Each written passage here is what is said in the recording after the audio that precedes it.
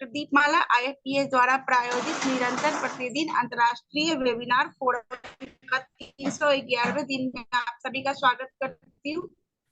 आज की इस वेबिनार को शुरू करने से पहले हम सभी लोग 1 मिनट का साइलेंट प्रेयर करेंगे।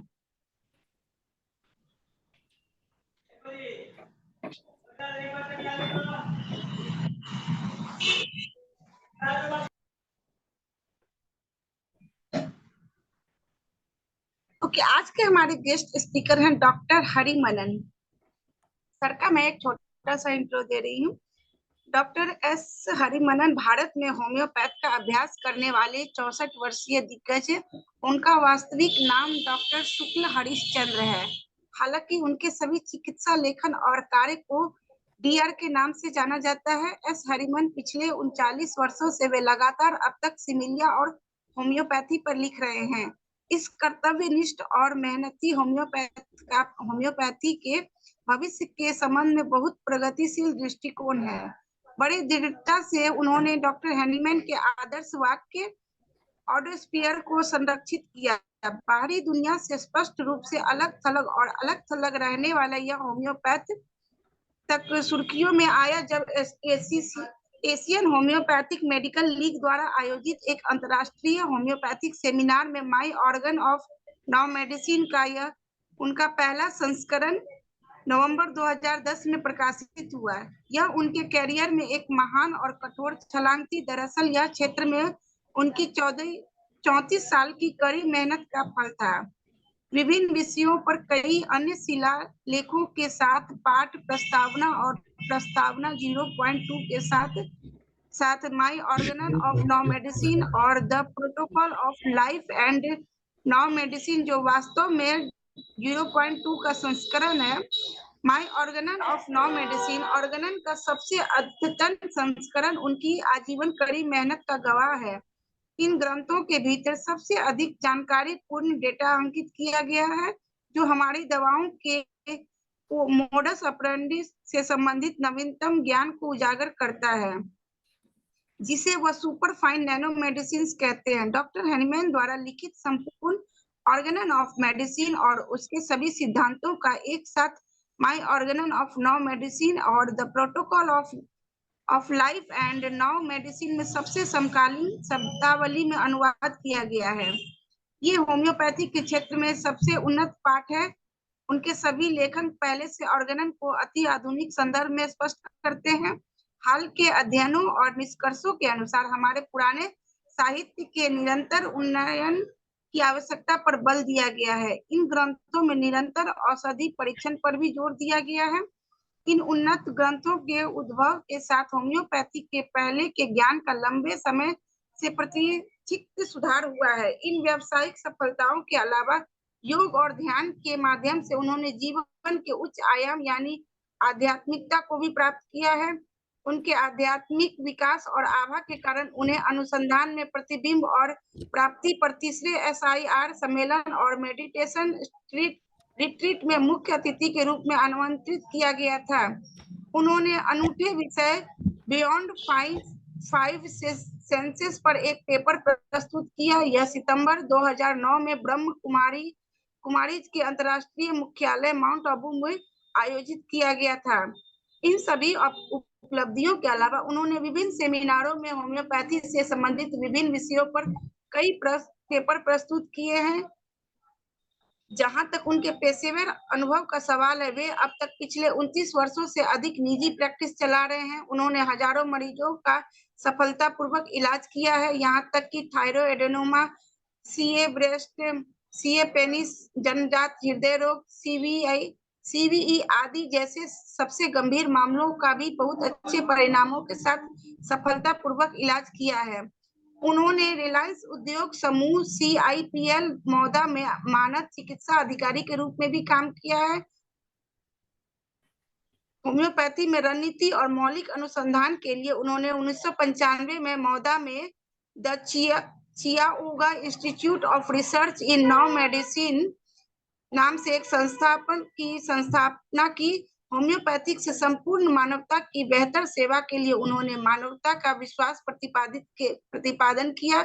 वह HMI के आजीवन सदस्य हैं और उन्होंने 2010 में दिल्ली में आयोजित homeopathic medical association of India की 24वीं कांग्रेस में सिमिलिया के कार्यान्वयन से संबंधित सबसे यथार्थवादी अवधारणा इम्यूना औषधि पर एक पेपर प्रस्तुत किया था।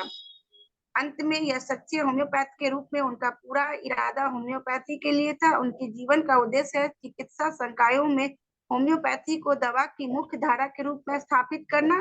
इस शानदार उपचार कला और विज्ञान को भारत और विदेशों में उपचार के प्रमुख दृष्टिकोण के रूप में बनाना और देखना। सर, आपका IFPH मंच पे बहुत बहुत स्वागत है। आपका आज का विषय है होम्योपैथी के विकास का ईमानदार मूल्यांकन।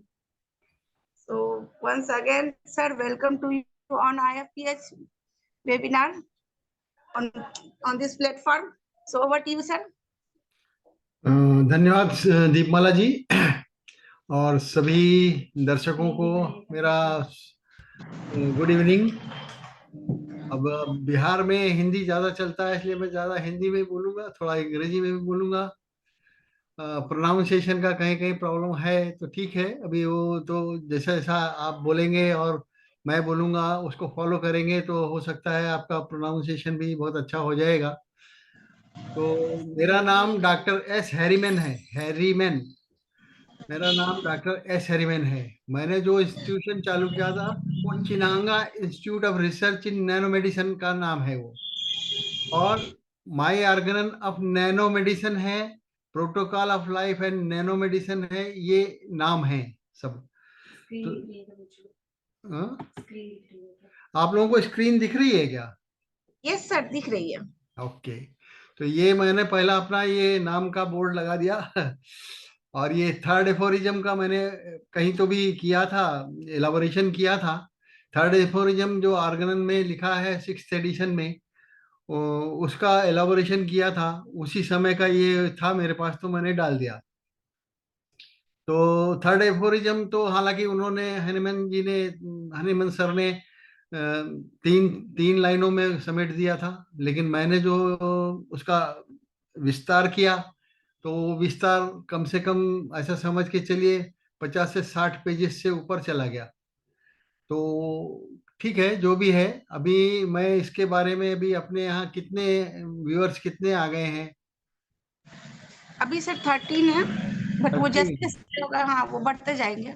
हाँ, नहीं अभी कैसा है ये सब्जेक्ट जो है मैंने लिया है, अभी जो डिलीवर करने जा रहा हूँ, ये एक मतलब ऐसा सब्जेक्ट है। वैसा तो सभी डॉक्टर्स को ऑर्गेनन मालूम है, बेसिक प्रिंसिपल मालूम है, सब कुछ तो मालूम है करीब करीब। हमको उसमें कुछ नया बताने जैसा कुछ है ही नहीं। लेकिन अभी कैसा, वो जो उन्होंने बताया वो बहुत पहले बताया हुआ है, अभी जो है नया डेवलपमेंट हुआ है। तो वो सब चीजें अभी नई चीजें हैं, वो अभी नहीं आ पाई हैं। तो इसीलिए ये जो सब्जेक्ट दिया है, an honest evolution of evolution of homeopathy. Homeopathy word जो आया है वो 1807 में हनीमैन ने अपने लेखन में डाला कि इसको होम्योपैथी कहते हैं। सर, आपके स्लाइड्स मूव नहीं कर रहे हैं। हाँ, मैं चेंज करूंगा, I will change it. Okay okay. तो अभी जैसा ये मैं पहला ये स्लाइड है honest evolution of evolution of homeopathy. तो होम्योपैथी वर्ड का एक एक चीज को डिस्क्राइब करते जाता हूँ। तो होम्योपैथी वर्ड जो आया है 1807 में आया है सबसे पहले। 1807 में उन्होंने बोला ये होम्योपैथी है। अच्छा, अभी होम्योपैथी का ये समझने से पहले, मतलब होम्योपैथी का जो एवोल्यूशन है, विकास है, उसके बारे में हम लोग बात कर रहे हैं। तो होम्योपैथी के विकास को देखने से पहले हमको अपना जो मेडिसिन की हिस्ट्री क्या है हमारे पूरे विश्व में, वर्ल्ड पृथ्वी पर इसकी हिस्ट्री क्या आई। तो प्रिमिटिव मेडिसिन 5000 में आई, 2000 5000 बीसी 5000 बीसी में था। इंडियन मेडिसिन 5000 बीसी वैदिक वैदिक एरा था ये भी। और उसके बाद इजिप्शियन, चाइनीज और ये सब मेडिसिन आई हैं। जो हैनेमन का काल था वो बारक्यू पीरियड था, 1700 से लेके 1800 एडी में। और मॉडर्न मेडिसिन 1900 में आया है, और बायोटेक्नोलॉजी एंड जेनेटिक्स 1950 में, और उसके बाद से अभी तक वही चल रहा है। ये मेडिसिन का हिस्ट्री है। ये मेडिसिन का हिस्ट्री देखने से हमको ये मालूम पड़ता है कि ये जो जे जे जे नंबर पे आया है बारहवीं पीरियड 1700 से 1800 एडी, ये यहाँ पर हनीमैन का काल शुरू हुआ है। तो हनीमैन का काल के बाद में जो उन्होंने डेवलपमेंट किया है वो तो आपको मालूम है। मॉडर्न मेडिसिन 1900 में आया है, 1950 में जेनेटिक्स और बायोटेक्नोलॉजी भी उसमें आया है। अभी हम हिस्ट्री ऑफ, अभी तो ये हमने पूरा पूरा मेडिसिन का जो हिस्ट्री था वो देख लिया। अभी इसके बाद में हमको अपना होम्योपैथी का हिस्ट्री देखना है। तो होम्योपैथी का हिस्ट्री देखने के लिए हिस्ट्री ऑफ सिमिलिया देखना पड़ेगा। तो हिस्ट्री ऑफ सिमिलिया में क्या है, एक नेचुरल लॉ है जो जब से ये पृथ्वी का जन्म हुआ तब से ये नेचुरल लॉ एग्जिस्ट करता है इस धरा पे। और वो कोई नया हैनेमैन ने खोज लिया ऐसी बात नहीं है, उसके पहले भी 5000 बीसी में जब वैदिक काल था, समः समम समयति करके हमारे अथर्ववेद में इसका वर्णन है, चरक संहिता में भी इसका वर्णन कहीं कहीं मिलता है। तो ये समय समय समयति ये एक ऐसा पॉइंट था कि हमारे यहाँ के जो ऋषि मुनि हो गए हैं उन्होंने बोला है कि समः समम समयति। समः मतलब समान, समान को समयति, समयति मतलब समन करता है, ठीक नहीं करता है, क्योर नहीं करता है। ये जो क्योर समयति का मतलब है क्योर नहीं करता है, ये आज की डेफिनेशन हमारे जो साइंटिस्ट हैं वो भी ये बोलते हैं कोई कोई डिसीज क्योर नहीं होता है, आप उसको समन कर सकते हैं। मतलब जो आज के साइंटिस्ट बोल रहे हैं वो हमारे 5000 साल पहले 5000 बीसी में भी हमारे ऋषि मुनियों ने बता दिया था। लेकिन अगर हम ये नेचुरल लॉ के बारे में पूछेंगे, आगे बढ़ेंगे, तो हिप्पोक्रेट ने इसको साइकिक बोला, पैरासेल्सस ने सिग्नेचर सिग्नेचर सिग्नेचरी बोला, डॉक्ट्रिन ऑफ सिग्नेचर, ये हमको आज भी देखने को मिलता है डॉक्ट्रिन ऑफ सिग्नेचर। और हैनेमैन ने ही इसी चीज को सिमिलिया बोला। मतलब एक ही नेचुरल लॉ को हिप्पोक्रेट ने साइकिक बोला, पैरासेल्सस ने सिग्ना नेचुरी बोला और हैनेमैन ने इसको सिमिलिया बोला। तो ये सिमिलिया की हिस्ट्री है। तो सिमिलिया कहीं कहीं हनीमैन ने लिखा है कि ये नेचुरल लॉ मैंने ढूंढ निकाला, उन्होंने ढूंढ निकाला, ठीक है, लेकिन उसके पहले से वो एग्जिस्ट है। और समय समय समयवती का सिद्धांत हमारे भारतवर्ष में और उस आयुर्वेद काल में चला है पहले। तो ये हिस्ट्री ऑफ सिमिलिया है। अभी हम हिस्ट्री ऑफ जो नेचुरल लॉ है वो तो समय समय समयती है जो 5000 बीसी पे था हमारे यहाँ, लेकिन हनेमैन ने उसको सिमिलिया बोला, ठीक है कोई बात नहीं। तो हनेमैन का कंट्रीब्यूशन क्या है सिमिलिया में, समा समा समयति में हनेमैन का कंट्रीब्यूशन ये था कि उन्होंने इस मेथड में यूनिक डायनामाइजेशन प्लान एक पॉइंट दिया और ये मिनिमम पॉसिबल डोज ये दूसरा पॉइंट दिया। ये दो चीजें उन्होंने, उनका हनेमैन का कंट्रीब्यूशन है समा समा समयति में। समा समा समयति एग्जिस्ट कर रहा है उनके भी बहुत पहले से, लेकिन समय समयति को समय समय समय में समम समयति को उन्होंने खोज जो वेरीफाई किया कि भाई सिमिलिया है उनके भाषा में। तो उसमें उन्होंने दो चीज, उनका कंट्रीब्यूशन, मेन कंट्रीब्यूशन ये था कि डायनामाइजेशन प्लान और मिनिमम पॉसिबल डोज, ये उनका कंट्रीब्यूशन था इसमें।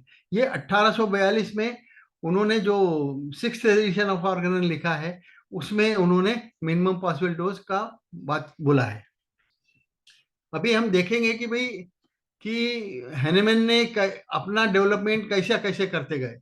तो डेसिबल पोटेंसी जो शुरू हुई 1x 3x 6x, ये तो हेरिंग ने बनाया ये पोटेंसी को, ये हैनेमैन का कंट्रीब्यूशन नहीं है। हैनेमैन का कंट्रीब्यूशन ड्यूरिंग 1790 सर से आपके स्लाइड मूव नहीं हो रहे हैं। मूव कैसे होंगे, हम मूव करेंगे तो मूव होंगे ना। सर जैसे आप शो कर रहे हैं ना वो 4 स्लाइड आपने लेफ्ट साइड में, बट एक भी स्लाइड्स आपके मूव नहीं हुए हैं। लुक नहीं हुआ है, नहीं सर। ये सब लुक अभी दिख नहीं रहे क्या, कौन सा। सर आप स्लाइड्स मूव करेंगे तब तो, स्लाइड्स मूव ही नहीं हुए, स्लाइड शो कीजिए तो। अरे भाई कहाँ है ये बता बोला, कहाँ है स्लाइड का ये स्टॉप, कहाँ से होता है इसीलिए वो मूव नहीं कर रहे हैं उधर में। अभी हुआ? अभी दिख रहा है क्या आपको? नहीं नहीं अभी नहीं, फर्स्ट नहीं हुआ स्लाइड है। ही ओनली शो कर रहे हैं। हाँ वो देखो। स्टॉप करके वापस शुरू करते हैं।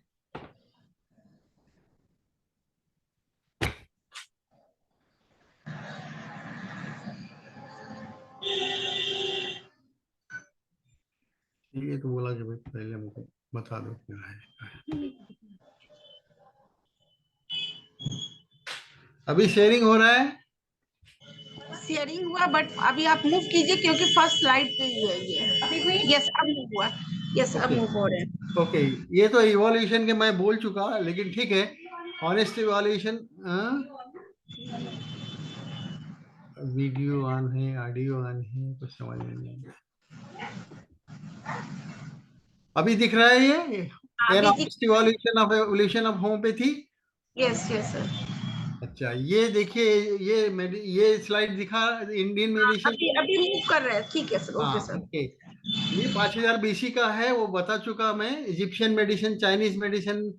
और इसके बाद में ये जो जे नंबर पे आया है, बारको पीरियड 1700 से 1800 के बीच में एडी। और उसके बाद मॉडर्न मेडिसिन 1900 में, और बायोटेक्नोलॉजी एंड जेनेटिक्स 1950 में आया। ये मैं बता चुका हूँ, लेकिन अभी स्लाइड फिर से दिखा देता हूँ। ठीक है, ये दिख गया ना? हेलो, दिख रहा है आपको स्लाइड? अब दिख रहा है सर। ओके। ये देखिए, हिस्ट्री ऑफ सिमिलिया में नेचुरल प्लान जो है, नेचुरल लॉ एग्जिस्ट हमेशा से रहा है। जब से धरती बनी नेचुरल लॉ रहा है। हमारे वैदिक संस्कृति में, वैदिक काल में समः समम समयति इस नाम से हमारे आयुर्वेद में ये मिलता है। ये वही नेचुरल लॉ है जिसको हनेमन ने सिमिलिया बोला। हिप्पोक्रेट ने इसको साइकिक बोला, पैरासेल्सस ने सिग्ना नेचुरी बोला। Doctrine of signature. ये हमको डॉक्ट्रिन ऑफ सिग्नेचर अभी भी हमारी मेडिसिन से देखने के लिए मिलता है। हनीमैन ने इसी चीज को, जो यूनिवर्सल लॉ है, उसको सिमिलिया कह के बोला है। अब ये समय समय समयति ये नेचुरल लॉ है, इसको हैनेमैन का इसी को हैनेमैन ने आगे लाया है।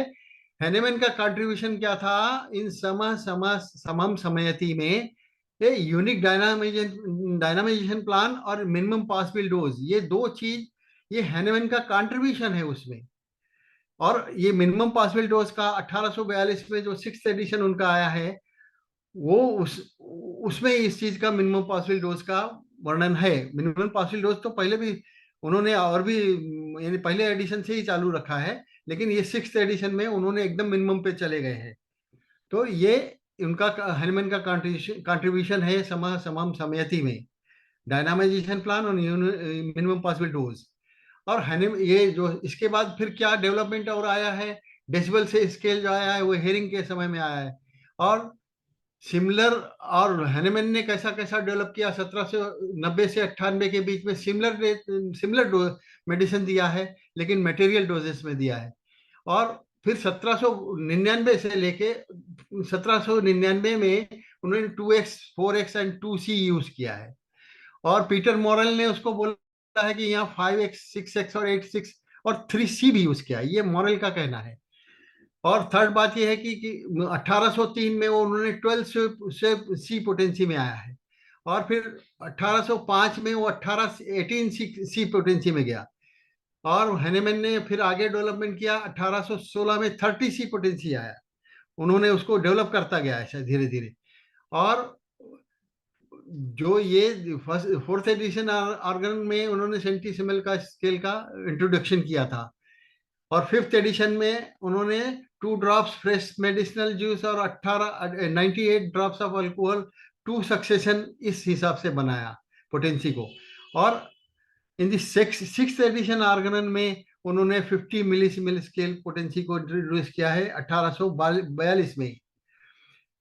अभी सवाल क्या है कि हैनेमैन ने ये सब डेवलपमेंट करते हुए 1842, 1810 से 1842 मतलब 32 साल, 30 साल, 32 साल, 32 साल में 6 एडिशन उन्होंने लिख दिया। 6th एडिशन लिखने का कारण क्या था? अगर एक एडिशन में ही सब बता देते तो 6 एडिशन बनाने का जरूरत ही नहीं था उनको। लेकिन अभी सवाल कैसा है, जैसा जैसा ज्ञान बढ़ता गया, नॉलेज बढ़ता गया, एक्सपेरिमेंट के आधार पे उनका डेवलपमेंट होता गया, उन्होंने उसको अपने अपने ही स्क्रिप्ट को, अपनी ही आर्गनन को 6 बार अपडेट कर दिया 6 बार। फर्स्ट एडिशन में जो था वहां से बढ़ते बढ़ते डेवलपमेंट करते करते करते 6th एडिशन में 1842 में वो इन्होंने इस जगह में पहुंचा दिया 50 मिली स्केल में। इसके बाद अभी आप क्या देख रहे हैं, अभी इसमें डेवलपमेंट हो रहा है धीरे धीरे धीरे धीरे। 30 साल 32 साल में उनका इतना डेवलपमेंट हुआ। इसका मतलब सीधा सीधा ये होता है कि जैसा जैसा समय बीतता जाता है, जैसे जैसे प्रकृति बदलती जाती है, हमारा साइंस और हमारा नॉलेज ये दोनों भी चेंज होते जाते हैं। मतलब जैसा कि इसका इसका आपका प्रकृति का नेचर है कि वो हमेशा चेंज होती रहती है, वैसे ही हमारे साइंस और नॉलेज का नेचर है वो चेंज होता रहता है। तो इसका सीधा सीधा से मतलब ये है कि science and knowledge has ever changing dynamic trait of the nature. मतलब साइंस और नॉलेज ये हमेशा बदलते रहने वाली चीज है, ये स्थिर चीज नहीं है कि आपने एक किताब लिख दिया उसके बाद वो फिर आगे कुछ लिखेगा नहीं। अगर वैसा है तो साइंस नहीं है। साइंस चेंज होएगा, आज कुछ है और है कल दूसरा है। पहले बोलते थे पृथ्वी के चारों ओर सूर्य घूमता है, बाद में पता चला अरे नहीं ये तो उल्टा हो गया, सूर्य के चारों ओर पृथ्वी घूमती है। तो इस तरह से साइंस एंड नॉलेज चेंज होता रहता है, ये टाइम एंड मेच्योरिटी के साथ में चेंज होएगा। अच्छा, वाट एवर वाज, इसका मतलब ये भी हुआ, इसका मतलब ये भी होता है कि उस समय भूतकाल में जो प्रेजेंट था उनके लिए, जो उनका अंडरस्टैंडिंग था, वो जरूरी नहीं कि वो आज का भी अंडरस्टैंडिंग हो।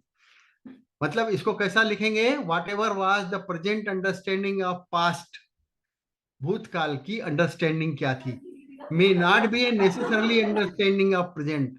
तो जरूरी नहीं कि आज की भी अंडरस्टैंडिंग वही हो, चेंज होगा क्योंकि साइंस चेंज हो रहा है, तो टाइम चेंज हो रहा है, वो चेंज हो जाएगा। तो ऐसा ये चेंज होता है।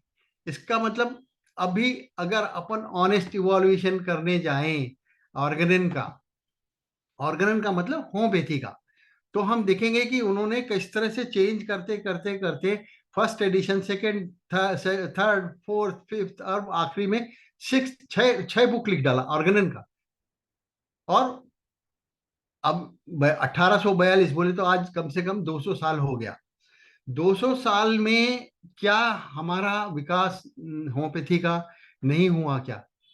हमारी समझ में कुछ मतलब उस समय से और आज की हमारी समझ में कोई फर्क नहीं आया क्या? जरूर फर्क आया है। तो अगर हम ऑनेस्ट इवोल्यूशन करेंगे होम्योपैथी का, उसका असेसमेंट करेंगे, तो हमको क्या करना, बोलना पड़ेगा कि नहीं भाई चेंज हुआ है। तो चेंज हुआ है तो क्या हुआ है? अब देखिए और कैसे जाएगा ये, हाँ? नहीं उसको छोड़ दो, वो अपने आप चलेगा। कैसे जाएगा? ऊपर क्या लिखा था भाई, हटे तो जाए। नहीं नहीं, रुको रुको रुको रुको रुको रुको। ऑर्गेनन को उन्होंने डिफरेंट नेम में 6 एडिशन बनाया। 6 एडिशन में, 6 एडिशन का बनाने का कारण था, जब उन्होंने फर्स्ट एडिशन लिखा उस समय उनके सामने जो समस्याएं थी उसके अनुसार लिखा। तो आप देखेंगे कि क्या सर्कमस्टेंसेस थी, क्या कंडीशन थी, क्या नेसेसिटीज थी उनको लिखने की। तो वो सब देख के उन्होंने उसको डेवलपमेंट करके 6th एडिशन पे आ गए। 6th एडिशन में आने के बाद में जो उन्होंने लास्ट लिखा है, उस समय का सर्कमस्टेंसेस, कंडीशन और नेसेसिटी क्या थी। तो क्या आज वो सारी नेसेसिटी जो 1842 में थी, जो सर्कमस्टेंसेस उस समय थे और जो कंडीशंस थी, क्या वो हमेशा के लिए रिमूव हो गई? अभी कोई वो कंडीशन रही नहीं क्या? वो नेसेसिटी रही नहीं क्या? सर्कमस्टांसेस वो रहे नहीं क्या? ऑफ कोर्स वो सारे सर्कमस्टांसेस, सारी नेसेसिटी अभी भी हैं।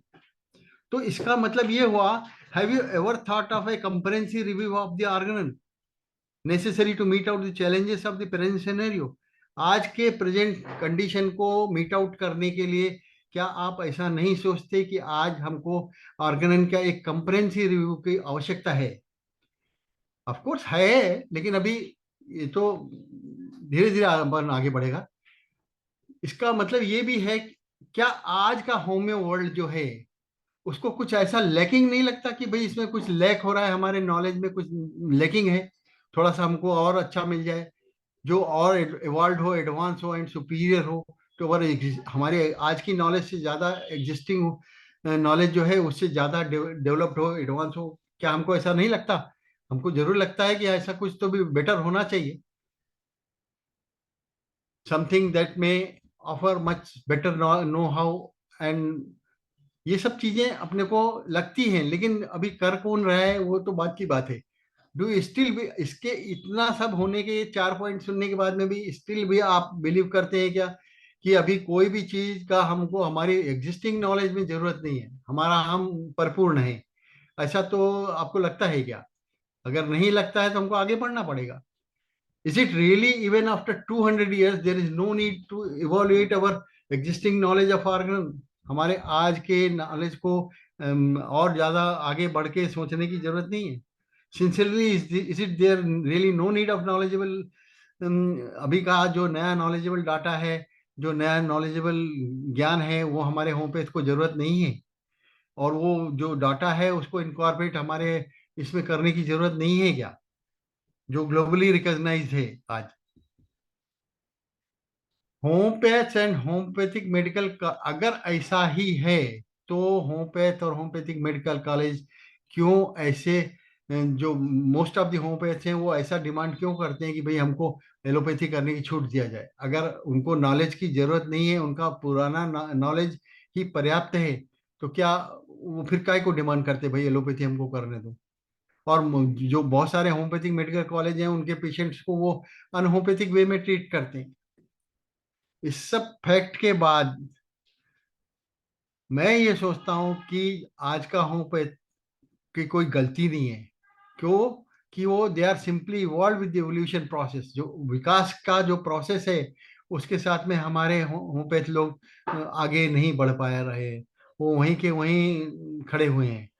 They never think to update and upgrade our extend knowledge, हमारी आज की नॉलेज को एक्सटेंड नॉलेज को अपडेट अपग्रेड करना वो कभी सोचते हैं नहीं इस बारे में।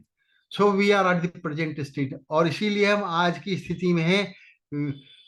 We are losing hold in practice, हमारा प्रैक्टिस में हमारा होल्ड छूटते जा रहा है।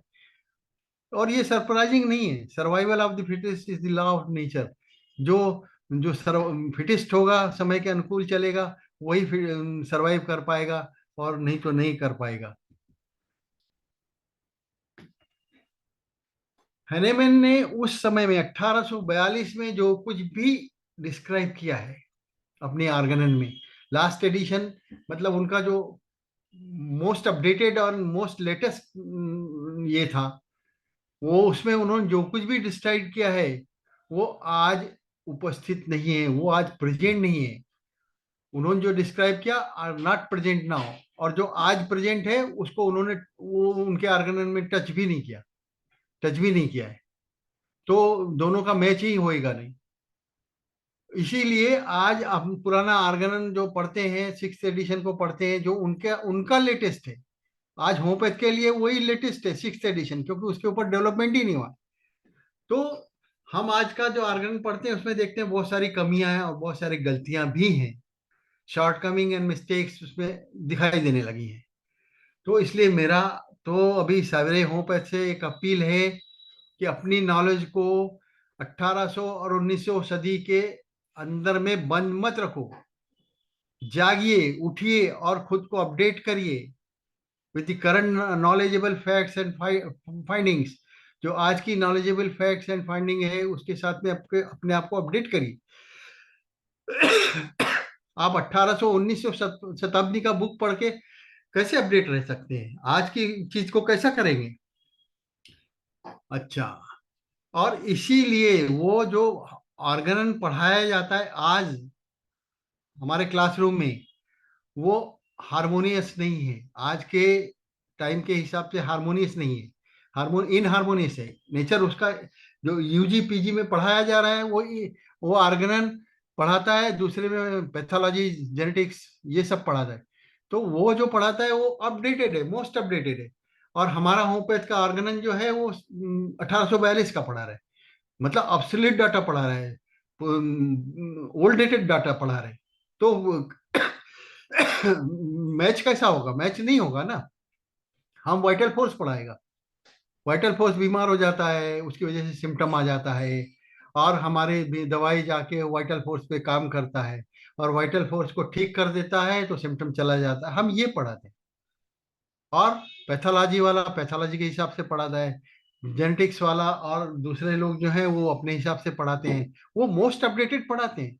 वो बोलते हैं ये जीन से ये प्रॉब्लम हुआ है, और ये जीन का जो एक्सप्रेशन है इसकी वजह से ये प्रोटीन हार्मोन को एंजाइम एंजाइम पैदा हुआ है, और इसकी वजह से बीमारी आया है। हम इसको जीन को ठीक करें, जीन का एक्सप्रेशन को ठीक करें, तो ये ठीक हो जाएगा। अगर आज का कोई होम्योपैथ ऐसा हो जो हैनेमैन के बराबर नॉलेज रखता हो, अगर हैनेमैन के बराबर भी नॉलेज रखेगा, तो वो इसका मतलब वो उसका जो सांस चल रहा है वो 18वीं 19वीं सदी सदी में चल रहा है। और अगर वो कोई भी चीज लिखने जाएगा या बताने जाएगा, तो वो वही चीज बताएगा जैसा हैनेमैन ने बताया। और इसका मतलब वो उसमें सेल इम्यूनिटी, मेटाबॉलिज्म, बैक्टीरिया, ये सब कुछ नहीं रहेगा। वो वाइटल फोर्स थ्योरी पे बात करेगा। लेकिन जब वाइटल फोर्स थ्योरी पे बात करेगा, तो आज का साइंटिस्ट बोलता है कि भाई एक कोई बीमारी करने वाला मॉर्बिड फिनोमिना है, वो आपको आके बीमार कर दे रहा है, वो दिखाई देता नहीं। वाइटल फोर्स जो बीमार होने वाला है वो भी दिखाई देता नहीं। हमारी मेडिसिन का जो डायनेमिक पावर है वो जाके वाइटल फोर्स को ठीक करता है, वो डायनेमिक पावर भी दिखाई देता नहीं। फिर और इसके बाद वो ठीक हो जाता है। तो हमारा साइंटिस्ट आज का क्या बोलता है? वो भैया तुमको जब बीमारी करने वाला कौन है, बीमारी हो रहा कौन है, वो नहीं दिख रहा, बीमारी ठीक कर रहा है कौन, तो फिर तुम्हारा जरूरत क्या है? जब तुमको कुछ ही दिखता नहीं तो फिर बीमारी कैसे ठीक होएगा? हमारा साइंटिस्ट को हम कैसे बीट करें? आज के साइंटिस्ट को कैसा बीट करेगा? हम नहीं कर सकेगा, क्योंकि हम वाइटल फोर्स थ्योरी पे बात करेंगे। अभी हैनेमैन ने क्या किया, जो उनका नॉलेज उन्होंने प्रोवाइड किया 18वीं 19वीं सदी का है। और जबकि हमारे इन हार्मोनिस का बात कर रहा हूँ कि आज का करिकुलम इन हार्मोनिस कैसा है, वो पढ़ाया जा रहा है ऑर्गन 18वीं 19वीं सदी का ज्ञान है। अदर जो है वो जो अदर सब्जेक्ट जो पढ़ाता है वो सब चीज अब मोस्ट अपडेटेड फॉर्म में पढ़ाता है।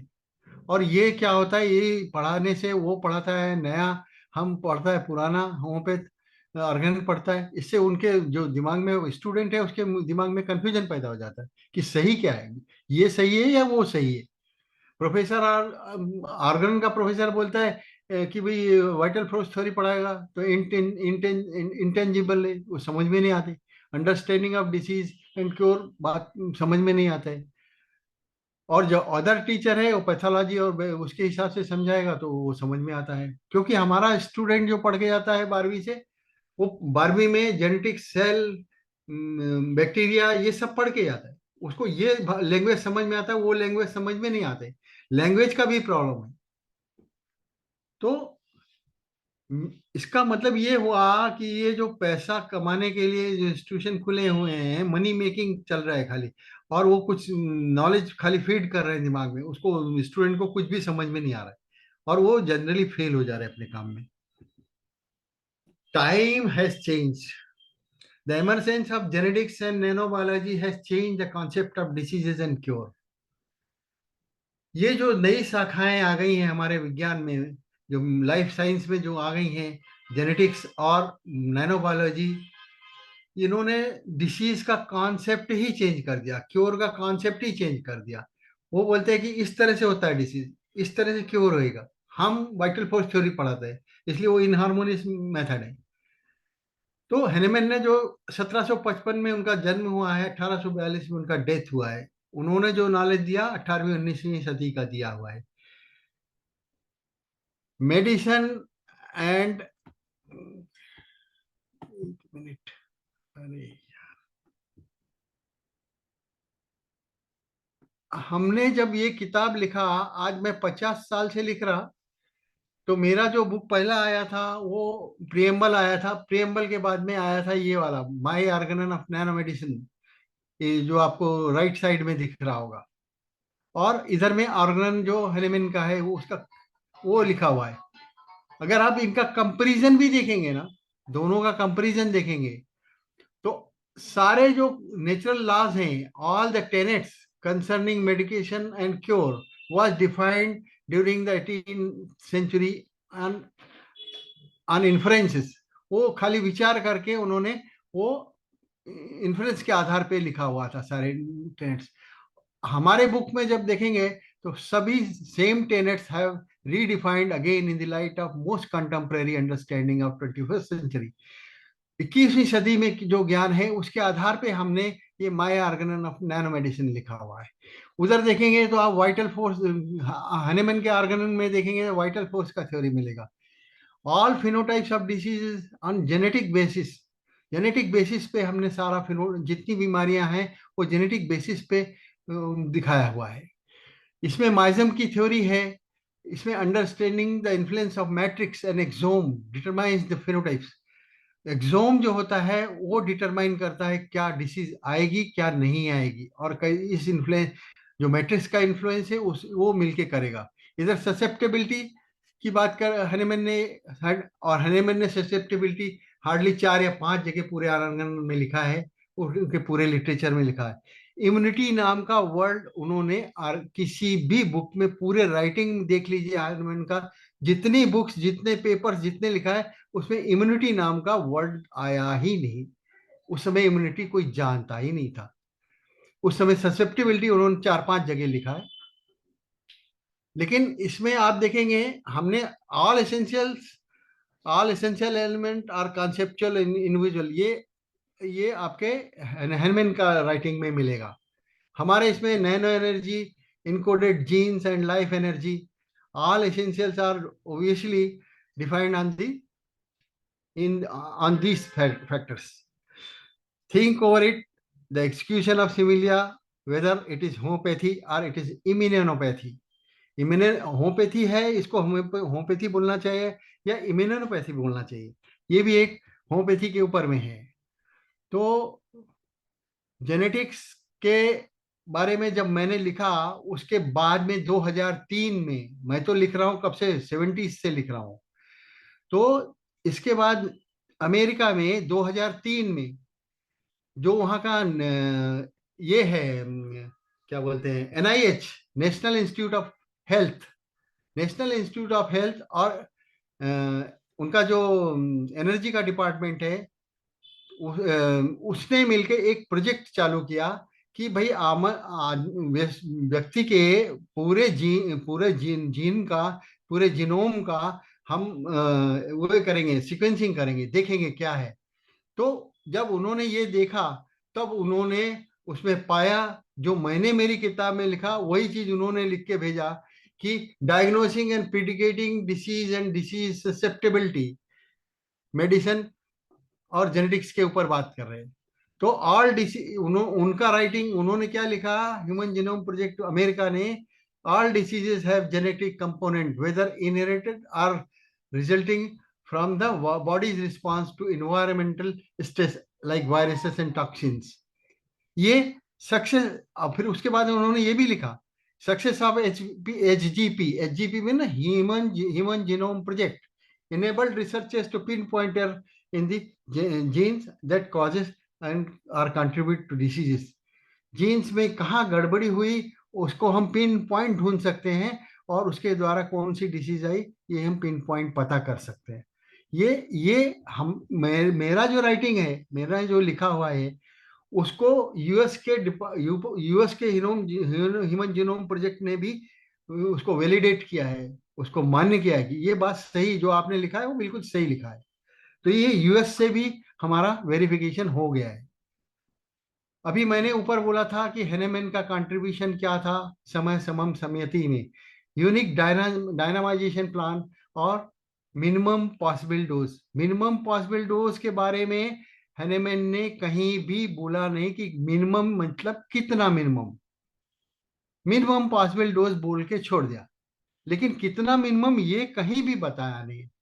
तो अभी जब हम इसको ऊपर काम कर रहे थे तो हम काम करते समय हमको क्या मिला कि ये मेडिसिन में नैनो पार्टिकल्स है। नैनो पार्टिकल का भी रेंज होता है, नैनो पार्टिकल 100 नैनोमीटर से लेके 400 नैनोमीटर तक के नैनो पार्टिकल पाए जाते हैं। अभी 100 से 400 नैनोमीटर के पार्टिकल को नैनोमीटर पार्टिकल बोलते हैं। लेकिन उससे भी बहुत छोटे भी पार्टिकल्स होते हैं, जैसे 3 नैनोमीटर से लेके 10 नैनोमीटर, 9 नैनोमीटर तक के, तो उनको हम लोग क्वांटम डॉट बोलते हैं, उनको क्वांटम डॉट बोला जाता है। तो क्वांटम डॉट की जो थ्योरी है, तो हमारे मेडिसिन में नैनो पार्टिकल्स तो रहते हैं, लेकिन नैनो पार्टिकल के साथ में कुछ क्वांटम डॉट भी रहते हैं। मतलब बहुत ही छोटे नैनो पार्टिकल, जो जिनका साइज होता है 3 नैनोमीटर से लेकर के 9 नैनोमीटर तक। और उनमें जैसा 1 नैनोमीटर का है, 2 नैनोमीटर का है, 3 नैनोमीटर, 4 नैनोमीटर का है, उनमें उनके साइज के अनुसार उनमें से लाइट निकलता रहता है, उनमें से लाइट भी निकलता है। ग्रीन लाइट निकलेगा 3 नैनोमीटर वाले में, और 2 नैनोमीटर वाले में ब्लू लाइट निकलेगा। सर आपके स्लाइड्स अगेन फिर से मूव नहीं कर रहे नहीं, हैं। मैं मूव करूंगा तो मूव होएगा। अभी ये मेडिसिन एंड जेनेटिक्स दिख रहा है ना? Yes yes sir. हाँ, अभी इसके बाद वाला मैं उसको पहले डिफाइन कर लूं, फिर मैं आगे मूव करूंगा ना। तो जो इतना साइज का नैनोमीटर का साइज होता है, 3 से लेके 9 से, ये क्वांटम डॉट कहलाते हैं।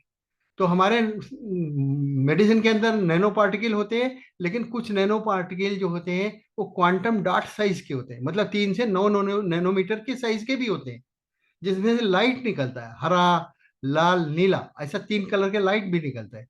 तो अभी जब हम आगे बढ़े, तो मिनिमम पॉसिबल डोज जो हैनेमैन ने बोला था, वो थ्योरी बहुत पुराना हो गया। अभी हम बोलता है कि क्वांटम डोज लेवल, क्यूडीएल, हमारा हमारा मेडिसिन का जो लेवल है वो मिनिमम पॉसिबल डोज नहीं है, ये क्यूडीएल लेवल है, क्वांटम डोज लेवल। ये ये क्वांटम डोज लेवल के बारे में मैंने प्रियम्बल में लिखा है, protocol of life and nano medicine में लिखा है। ये उसमें डिटेल में मिलता है, काफी डिटेल में मिल जाएगा। तो तो ये बुक्स हैं, ये my organ of nano medicine है। अभी ये प्रियम्बल ऑफ नोबल होम्योपैथी, ये लेटेस्ट है। और ये दोनों बुक साहनी साहब के पास में है। मृदुल साहनी जी को मेरा मृदुल प्रणाम। उनके पास में एक किताब है, दोनों किताबें हैं। उसमें ये क्वांटम डोज लेवल का विवरण मिलेगा। मृदुल जी, मृदुल प्रणाम, सुन रहे हैं? हाँ, वही वही बोल रहा है, वही बोल रहा है। Thank you. तो उसमें ये क्वांटम डोज लेवल के बारे में बात मिलेगा, सब लिखा हुआ है। मिनिमम पॉसिबल डोज अभी वो पुराना हो गया हैनेमैन का, हमारा क्वांटम डोज लेवल है, क्यूडीएल लेवल। तो ये प्रियम्बल में भी है, ये जो आपके हाथ में अभी दिखा वो, और protocol of life and nano medicine जो इसके बाद में आ रहा है उसमें भी है। तो मेरा कहना है कि भाई अभी उठ जाइए, जाग जाइए, और मत स्टॉप होइए जब तक मिशन कंप्लीट नहीं हो जाता। ये मेरा कहना है। और अभी क्या बोलूं, तो अभी थैंक यू बोलना पड़ेगा, लास्ट हो गया। अभी इसके बाद किसको कोई क्वेश्चन होगा तो मुझसे पूछ सकता है। Thank you very much sir. अच्छा जी, आप अपना पीपीटी को हटा दीजिए अब। क्या चीज हटा दूं? ये पीपीटी जो अपलोड किए हैं इसको आप। ओके ओके ओके ओके, इधर से हटेगा भाई, शेयरिंग ऑफ कर दीजिए। इधर से होता है वो तो दिखना चाहिए ना मेरे को। डॉक्टर सीधे Sridhar Kapoor, Kurup sir, kindly unmute yourself and you can ask the questions. एक मिनट, एक minute. Doctor Sridhar Kurup sir, please. या डॉक्टर श्रीधर कुरुप कुछ बोलना चाहते हैं? बड़ा नहीं होता ये। Please unmute yourself sir. आप हो गया सर, आपका पीपीटी रिमूव हो गया है। हाँ, मैं हूँ। हाँ, अभी डॉक्टर कुरुप सर आपसे पूछेंगे, कुछ बात करेंगे। बिल्कुल बिल्कुल, पूछिए पूछिए। Doctor Kurup, are you ready sir? I'm not able to see you, sir. I think you are. Sir lift हो Now we have entered. Yeah, आ गए हैं। अभी उन्होंने हैंड रेज किया था, लेकिन लगता है डिलीट हो अपने हो गया, फिर आ गए हैं। Please unmute yourself sir and.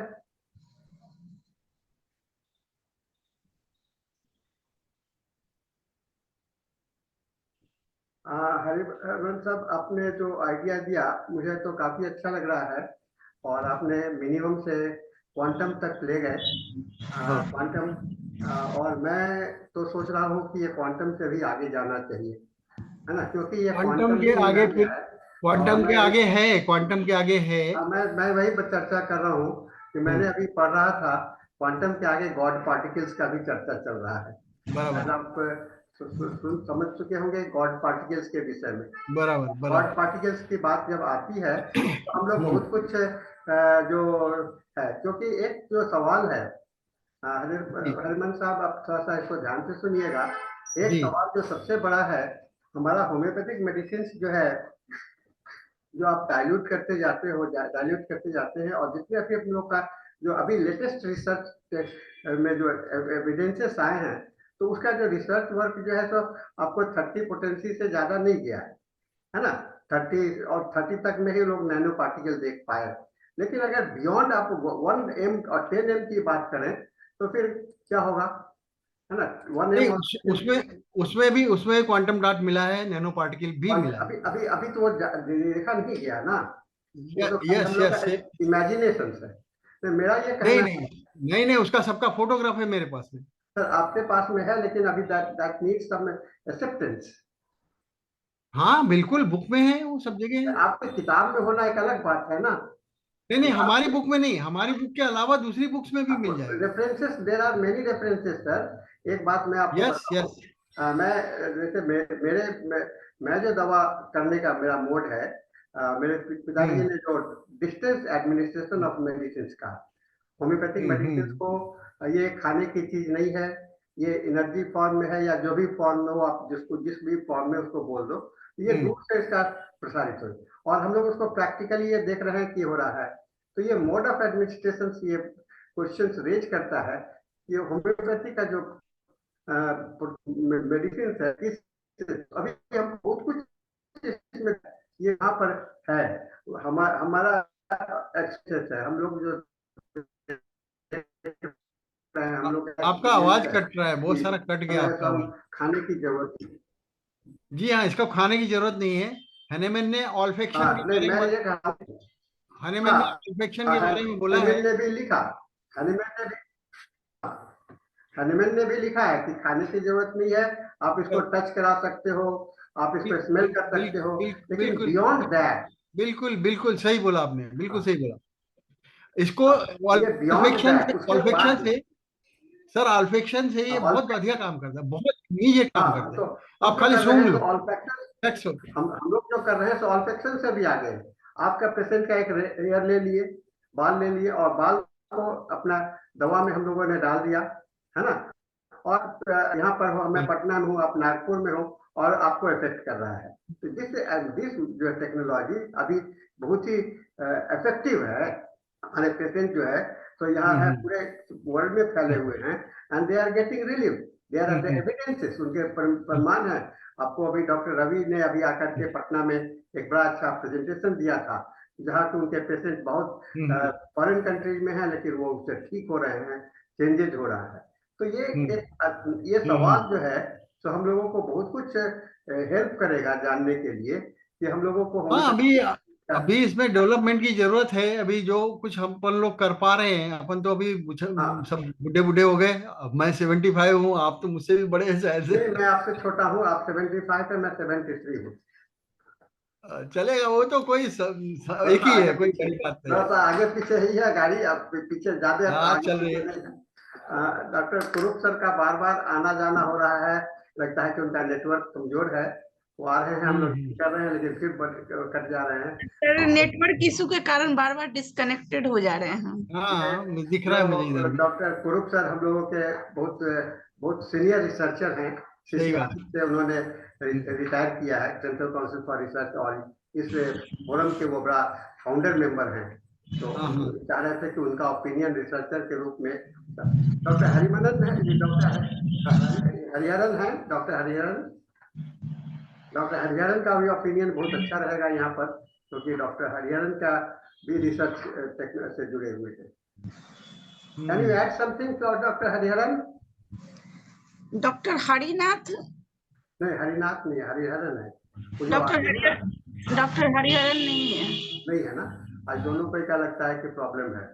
तो चलिए, एक बहुत हरी आए तो अच्छा। दूसरे हरी नहीं आना चाहते होंगे हाँ, शायद। नहीं नहीं, आने की बात नहीं है। बात क्या है कि दोनों बड़ा सिंसियर है, कभी रेगुलर रहते हैं और उनके हम लोगों को मार्गदर्शन मिलता रहता है, उनका गाइडेंस मिलता रहता है।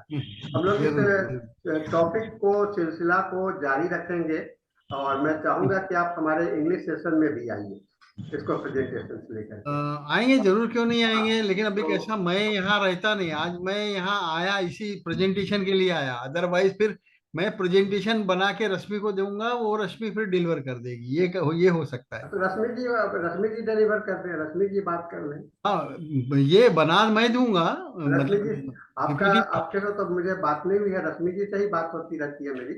अब और वो रश्मि जी क्या है, आपको अभी अपन लोग सब रिटायर्ड आदमी हैं, ऐसा समझिए, 75 के बाद क्या काम करते जी अभी अभी। तो आपको काम करने का मौका मिला है, नहीं नहीं, काम अपने करने को का। रिटायर्ड क्या कर रहे हैं। सर, अभी ये लिखने पढ़ने से ही फुर्सत नहीं मिलती आप अभी रिटायर्ड हुए ही नहीं है, नहीं नहीं, इसलिए रिटायर तो तो देखिए, सवाल पूछ रहे हैं। डॉक्टर कभी रिटायर नहीं होता, लेकिन अभी कैसा मेरे अभी तो अभी तो मैं हम लोग से कम उम्र वाले लोग रिटायर्ड दिखलाई पड़ रहे हैं। नहीं नहीं, हम लोग तो बराबर है ज्यादा आपका कहना हम एकदम। लोग तो ज्यादा एक्टिव है ना। ज्यादा एक्टिव, सही, सच सच है। रश्मि से ज्यादा एक्टिव आप हैं। बिल्कुल बिल्कुल बिल्कुल सही बात है, तो लेकिन अभी कैसा, मेरा पीछे लिखने का काम ज्यादा है, अभी मेरा बुक सब पाइपलाइन में है। आप लिखो ना, आप करो ना, बहुत अच्छा काम कर रहे हो। आपको मैं तो कह रहा हूँ ना, मैंने आपको doctor Hubert, you want to say Hello. Something Yeah, please? yeah, yeah. I want to ask a question to you. So, definitely sir, definitely. do you believe in vital force theory? Vital force theory. But the Yeah. Question, vital force theory तो Hahnemann ने बहुत साल पहले ही बता दिया है। I asked you whether you believe in vital force theory. Vital force के बिना कुछ काम हो सकता नहीं, वाइटल फोर्स तो होना ही होना है, लेकिन वाइटल फोर्स को जिस रूप में उन्होंने प्रस्तुत किया उसको कोई मानता नहीं, आज का साइंटिस्ट नहीं मानता। तो इसीलिए मैंने मेरी बुक में लिखा है सब्सटेंस ऑफ सब्सिस्टेंस।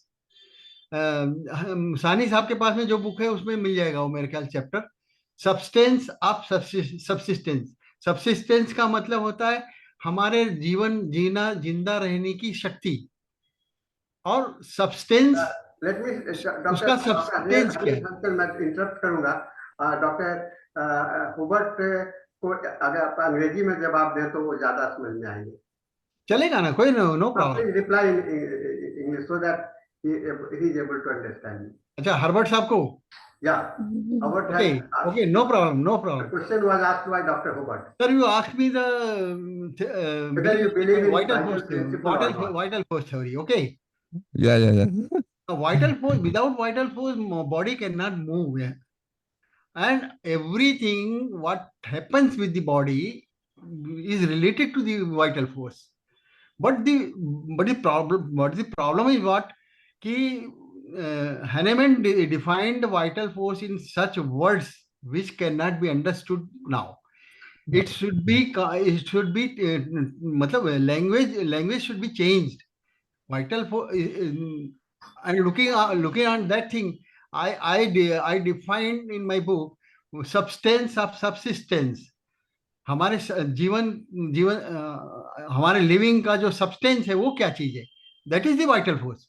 तो वाइटल फोर्स के बारे में मैंने जो चैप्टर लिखा है वो साइनी साहब के पास में बुक है, उसमें मिल जाएगा।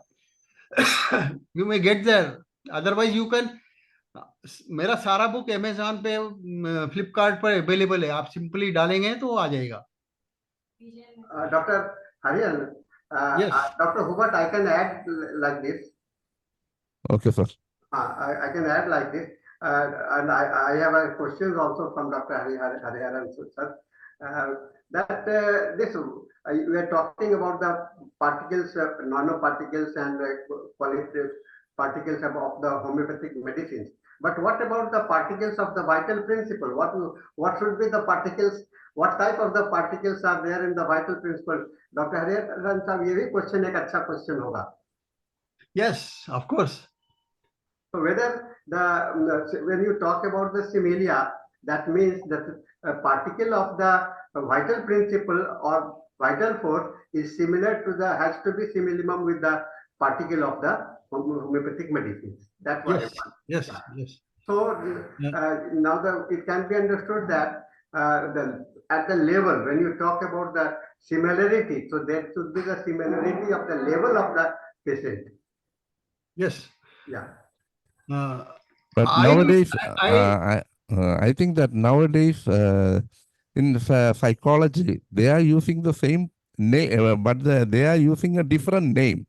Even if there is a soul and that what is written in the Hahnemann way or in the theological way, but now the scientific way they are using unconscious that thing or conscious.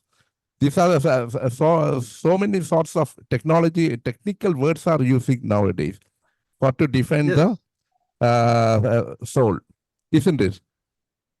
Soul is quite different. Vital force is quite different. Vital force is a much cruder form than the soul. Soul is the purest form of the energy. You cannot match the both things. Vital force is the purest, मतलब crudest form of the crude है. और soul is the एकदम super fine energy है वो. उसको you can only perceive that things.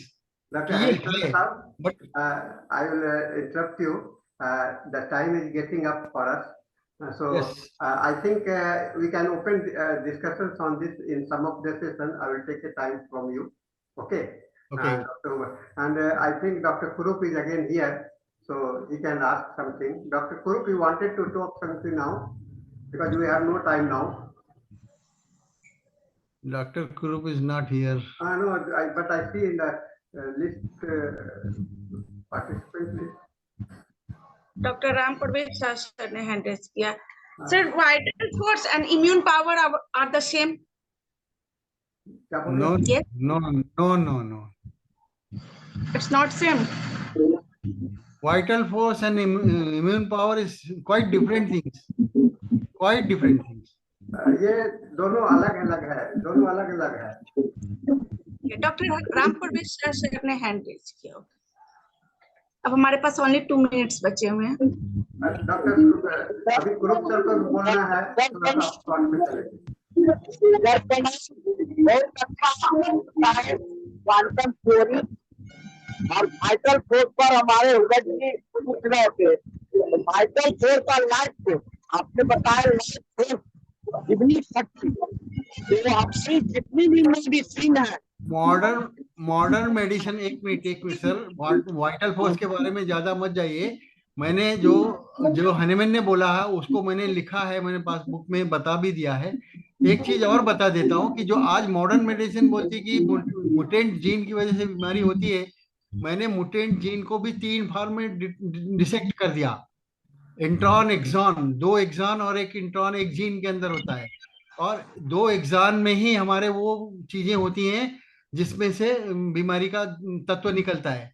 उसको मैंने nano assembly बोला है. वो बुक में लिखा हुआ है, सर के पास में वो बुक है, और आपको पढ़ना है तो बुक बुला के पढ़ सकते हैं. There is another good reply, Dr. Harrison. Another good reply from Dr. Harinath. He said, just like astronomy explains in ancient time is being constantly updated to be able to accurately plan journey to the planetary body. Homeopathy also needs to be integrated with the modern technology. This is a great idea. Chat में आया है क्या? Yes, sir. Chat किधर है? Chat box में देखिए, chat box में लिखा. चैट बॉक्स किधर है? Dr. Cook sir, please ask something. Yes, sir. That I don't agree with sir that you are these things completely, because that the Gita and the Vedas are written in so many years back. It cannot be changed. That I am not telling organon must not change. There is no other person equivalent to Hanuman not born so far to change that. Someone must have to born for the new ideas and new changes. That he must be that much competent, then only he can do. He was so much competent. That is why he is that. So the Gita cannot be, it cannot be changed. The Mahabharata cannot be changed. And the so many things, the Bible cannot be changed. like that of our, that these principles that completely we cannot change, it can be modified. That is my opinion. I want to talk. Sir, what I meant is, actually with reading Vedas and then from there whatever calculations, if you want to perform journey to interplanetary bodies, we will not be able to do it. Dr. Harinath Yes, ji, now we cannot proceed further because time is up. We have exceeded 1 minute more than that. So let's conclude this session now, and हम लोग इसको बंद करते हैं और एक discussion हम लोग will continue in another session again. So इससे हम लोगों को बहुत कुछ मिलेगा और आपने बहुत अच्छा विषय लाया. Discussion should be there. ये बहुत अच्छा हेल्दी साइन है और हमारा प्लेटफॉर्म इसके लिए बड़ा आपको स्वागत करता है और आप इसमें आए, इसके लिए मैं आपको धन्यवाद देता हूं. और इसके साथ ही आज का सेशन समाप्त होता है और हम लोग अब इंग्लिश सेशन की ओर मूव करते हैं. डॉक्टर हुबर्ट जी आज के होस्ट हैं शायद. Dr. Hubert, you are the host now? Yeah. I am. So Dr. Hubert, hand over to the Hubert, and your speaker, Dr.RUDRAKHI Dey, is also here. So you can start your session now, sir. Thank you, Doctor. And I make you the host now. And Doctor. Okay, I am. Okay, sir. Thank you very much. Now, this is our 1264th day of our webinar. Continuously going, uninterrupted webinar. So it is a miracle in the world. There are so many persons, there are eminent persons came this field and giving us always doing their best in our society and homeopathy growing throughout the world. Today we know that we have more, just before starting our session, let us have an 1 minute silent prayer.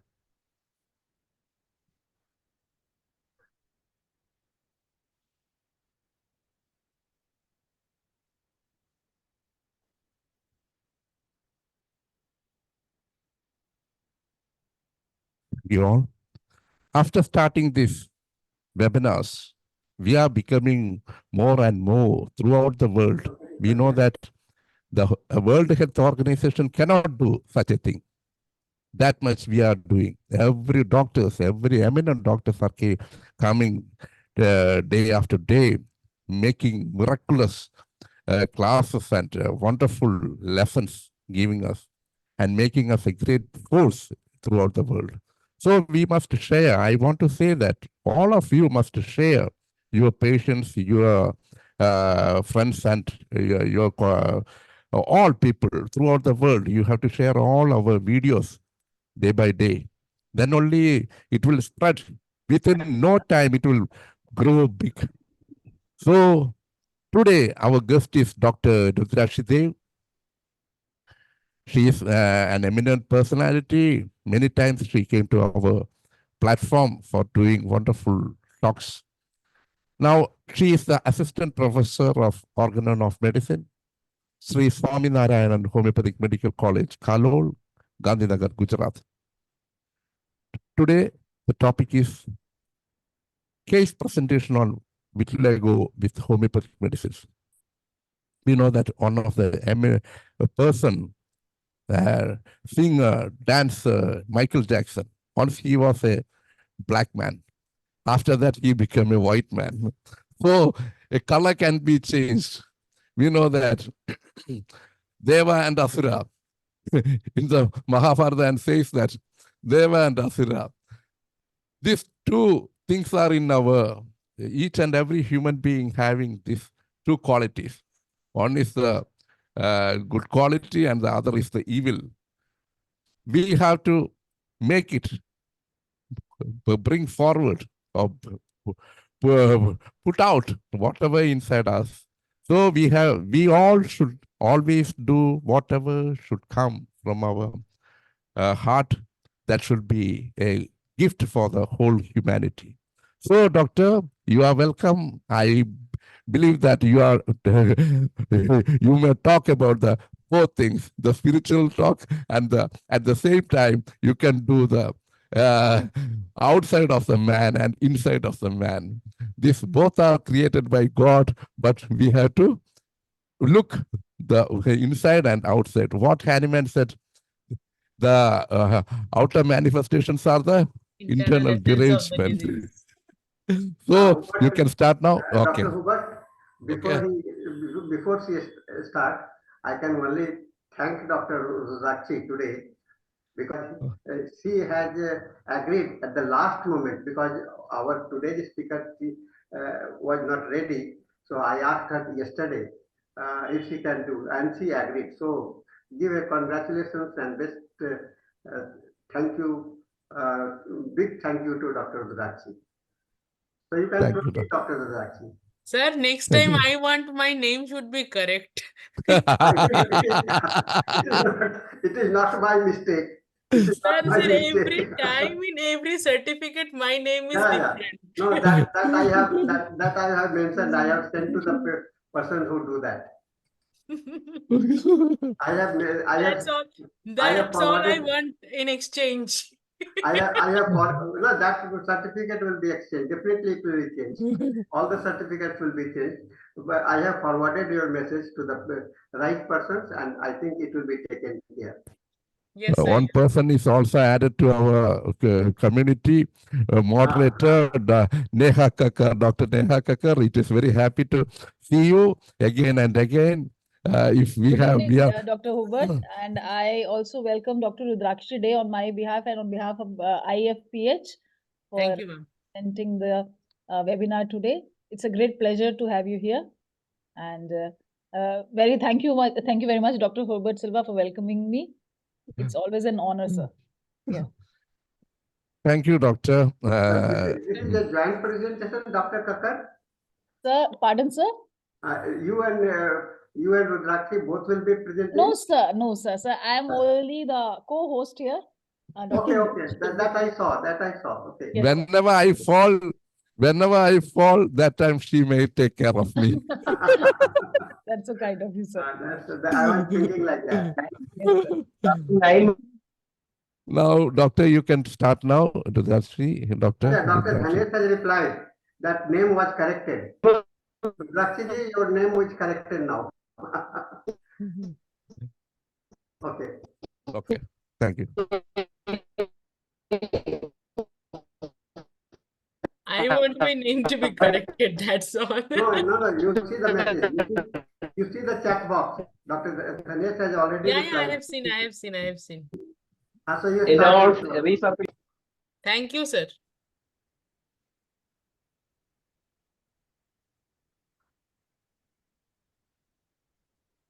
Shall I start? Yeah, you can start now. Hello. Yes, thank you. Thank you to all my seniors. All my seniors actually. I don't find anybody like you people. Every time I gain some knowledges. Like my professors, my teachers, and my guide and mentors, sirs and madams. You were correcting me in every webinar. That's why only I used to come that to get the corrections and all. What's my wrong? What's my right to know about it? Today my case is actually this was already a ready case, so I thought to be present here because I didn't made a PPT today, but I have the documentation. I will be showing in MS Word that what vitiligo is. When I was practicing during COVID time in my hometown, so I had cured one patient, of child actually, and after that 2 patients came. They were under treatment. So they got a very good result, and they came from a very quack doctors or something like that, applying that things, and after applying homeopathy, they got cured. So I will be describing what had happened, and last, but let us know what is vitiligo is first. My screen is visible, sir?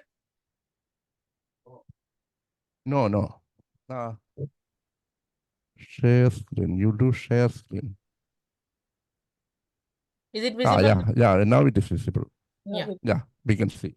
Vitiligo, often called leukoderma, it is oftenly known as leukoderma, is a disorder where the skin loses its color in patches of irregular shapes and size.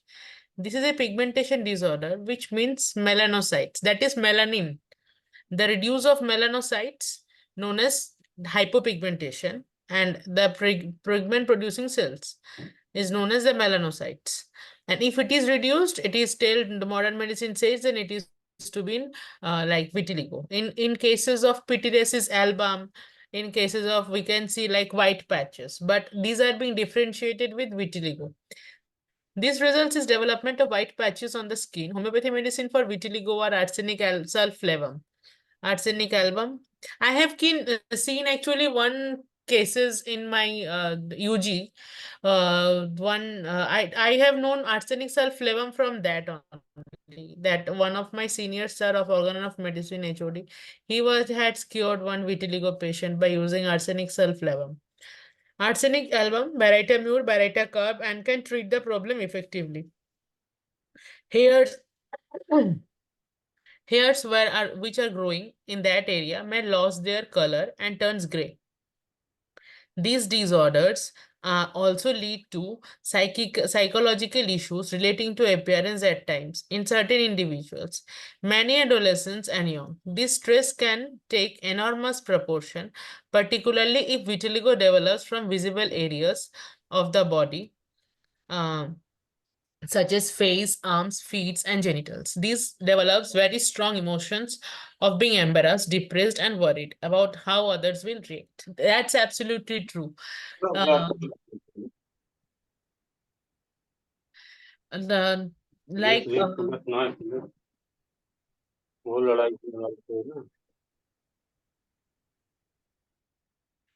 actually, vitiligo starts, it is said in that in book of medicine that vitiligo starts from the mucocutaneous junction, like sometimes it starts from the area of lip junction, or in the manifestation is very small, that is a little patch of white skin, it is started like a whitish discoloration, and it gets spread by times.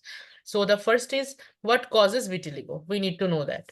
The cause of vitiligo is not very clear about doctors. Still, the cause is actually unknown, an idiopathic cause. But some researchers are beginning to believe that vitiligo resembles an autoimmune disorder.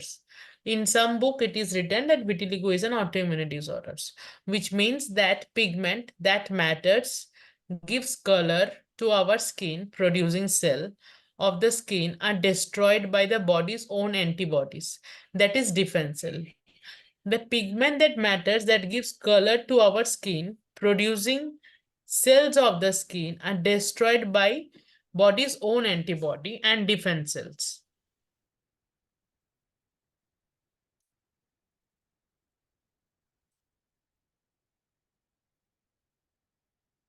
What causes vitiligo?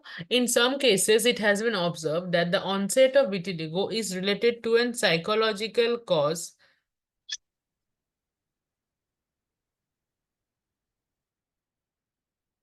Psychological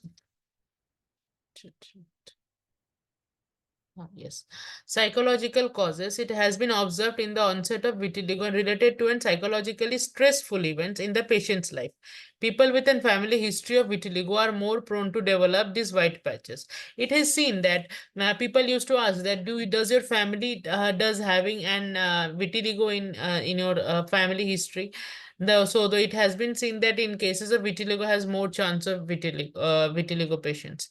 95% of all those who develop vitiligo start from developing symptoms before their 40th year of their life. Other factors that have been found in more common with those suffering from vitiligo are presence of an autoimmune disorder and history of sunburn, rashes, and other skin disorders, and hair turning gray before the age of 35.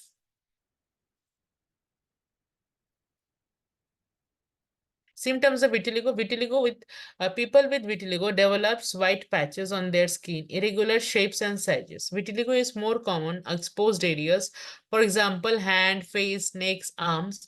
It also occurs on covered areas too, like genitals, breast, and legs.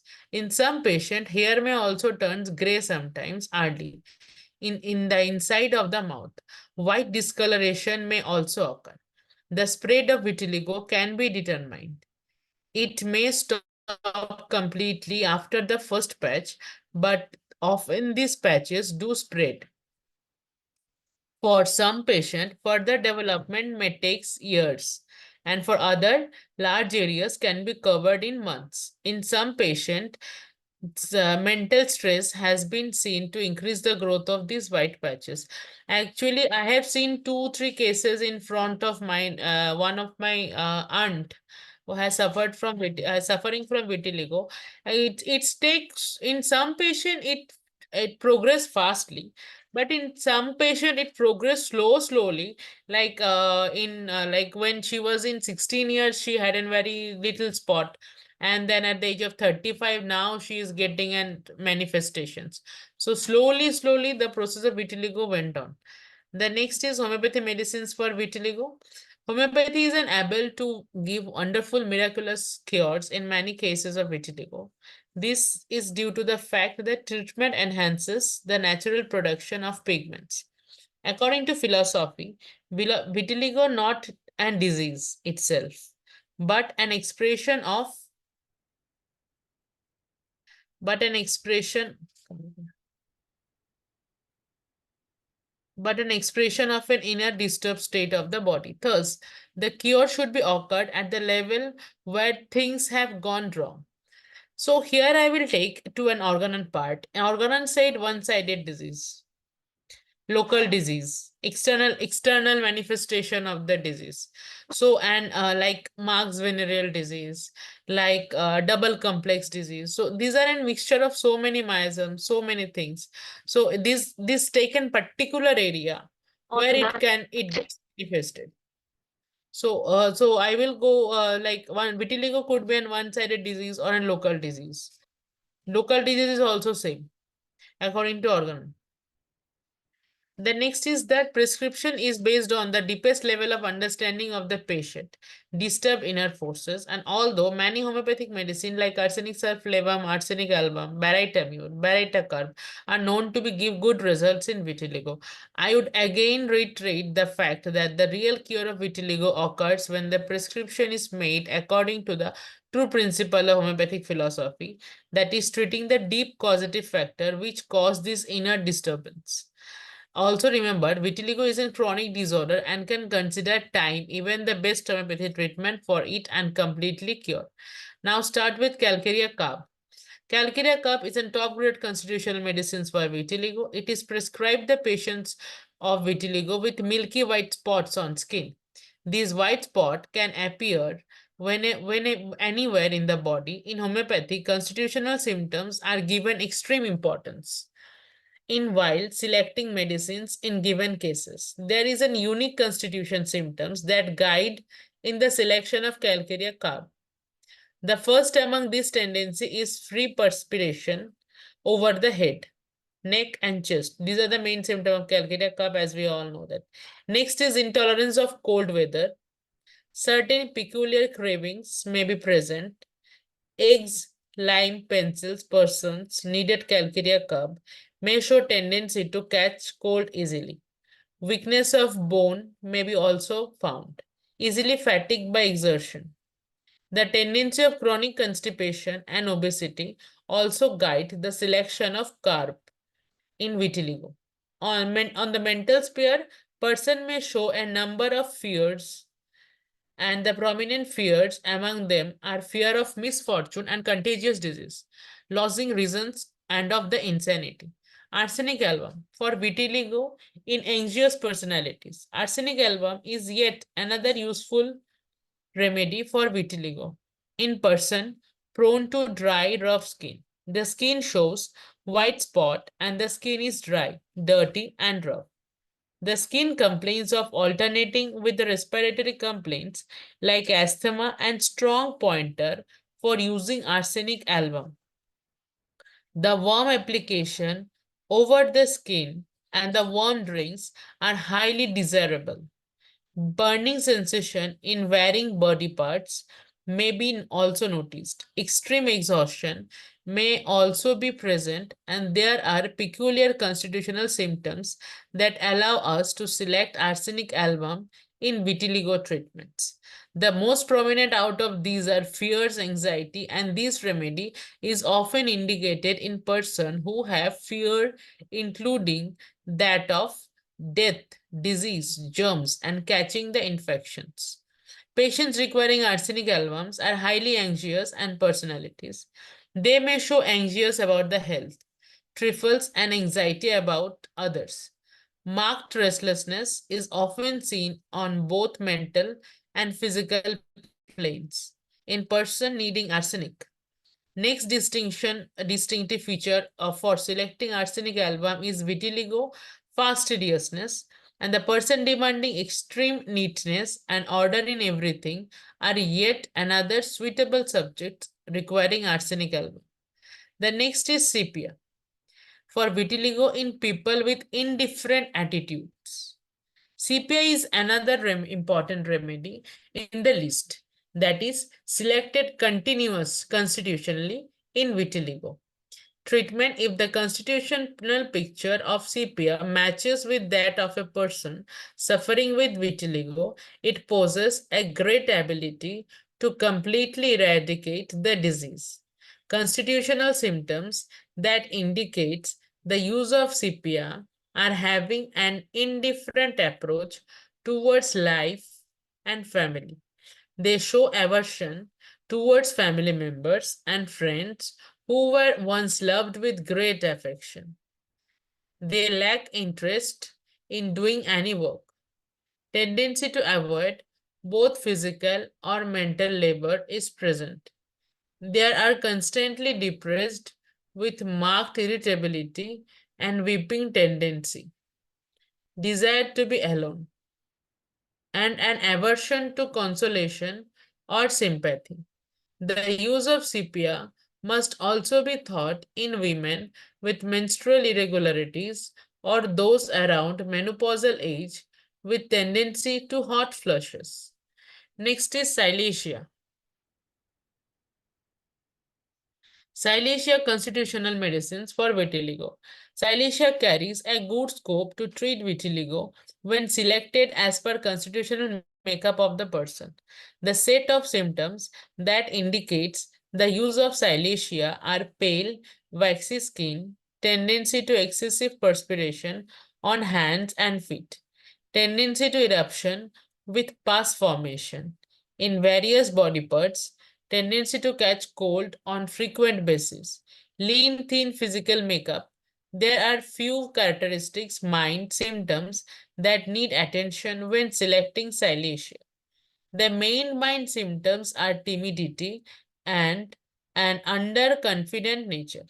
Silesia may be thought of people who seems underconfident, fear public speaking, timid and bashful. Obstinate behavior and stubbornness may also indicate the use of silesia. The next is sulfur. Sulfur is one of the best medicines for vitiligo. Although sulfur is mentioned quite low down in the list of treating vitiligo, but its worth is equivalent to the above narrated medicines. Sulfur is a deep-acting medicine used frequently in treatment of varying skin disease, including vitiligo. It goes deep inside the basic root cause to annihilate the disease in its complete extent. The person requiring sulfur also usually shows an philosophical mindset. They are popularly referred as ragged philosopher. Their mind is constantly occupied with various theories and plans. As a result, they suffer from mental fatigue, absent-mindedness, and they take little or no care for their physical appearance, and even show aversion to bathing. Persons who have suffered a lot from skin troubles, itchy skin with long-term use of ointment are also likely to benefited from use of sulfur. Apart from all above said symptoms, burning sensation in various body parts may be present along with white spots on skin. An extraordinary craving for sweet may also be shown as constitutional symptoms.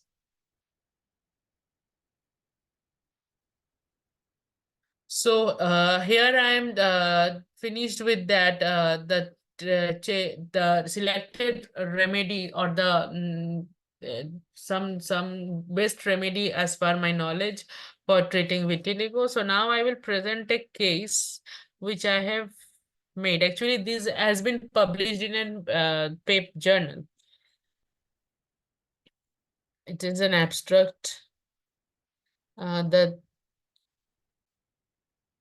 case report.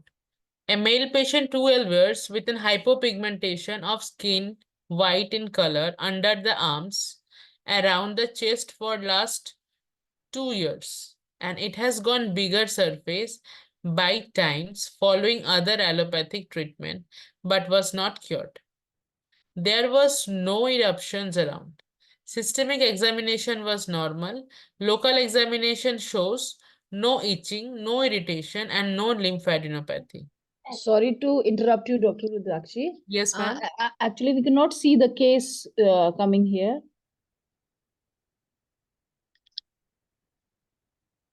The screen is not sharing, ma'am?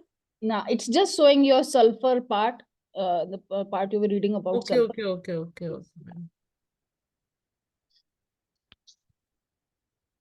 Is it showing now? Just.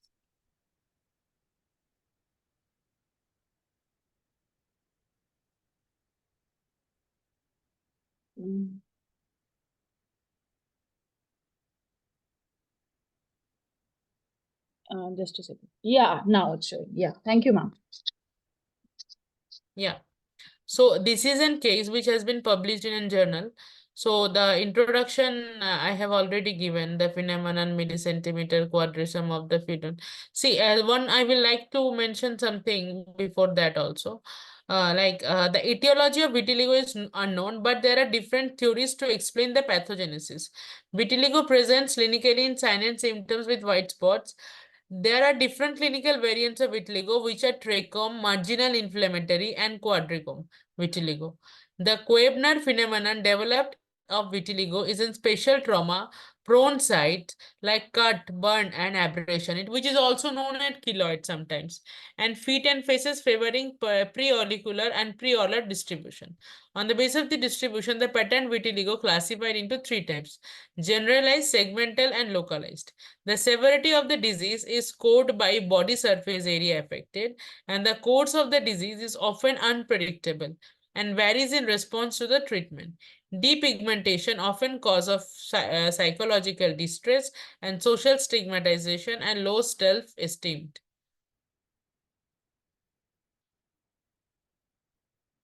See, I have already said in aphorism 201, Hahnemann state the local affection, however, is never anything else than a part of a general disease, but a part of increased all in one direction by organic vital force, and transferred is less dangerous an external part of the body in order to alloy the internal ailments. The next is I am presenting the report. A male patient with 12 years with hypopigmentations of the skin, white in color, under the arms, around the chest for last 2 years. It has gone bigger by the time following other allopathy treatment, but was not cured. There was no eruption around and systemic examination was normal. Local examination shows no itching and no irritation and no lymphadenopathy. The history of present illness, and it was stated that about 2 years with a small spot on back. He used allopathic ointments and treated for 1 year without any significant relief. When it was not responded to medicine, he came here to visit the OPD in Homeopathy College.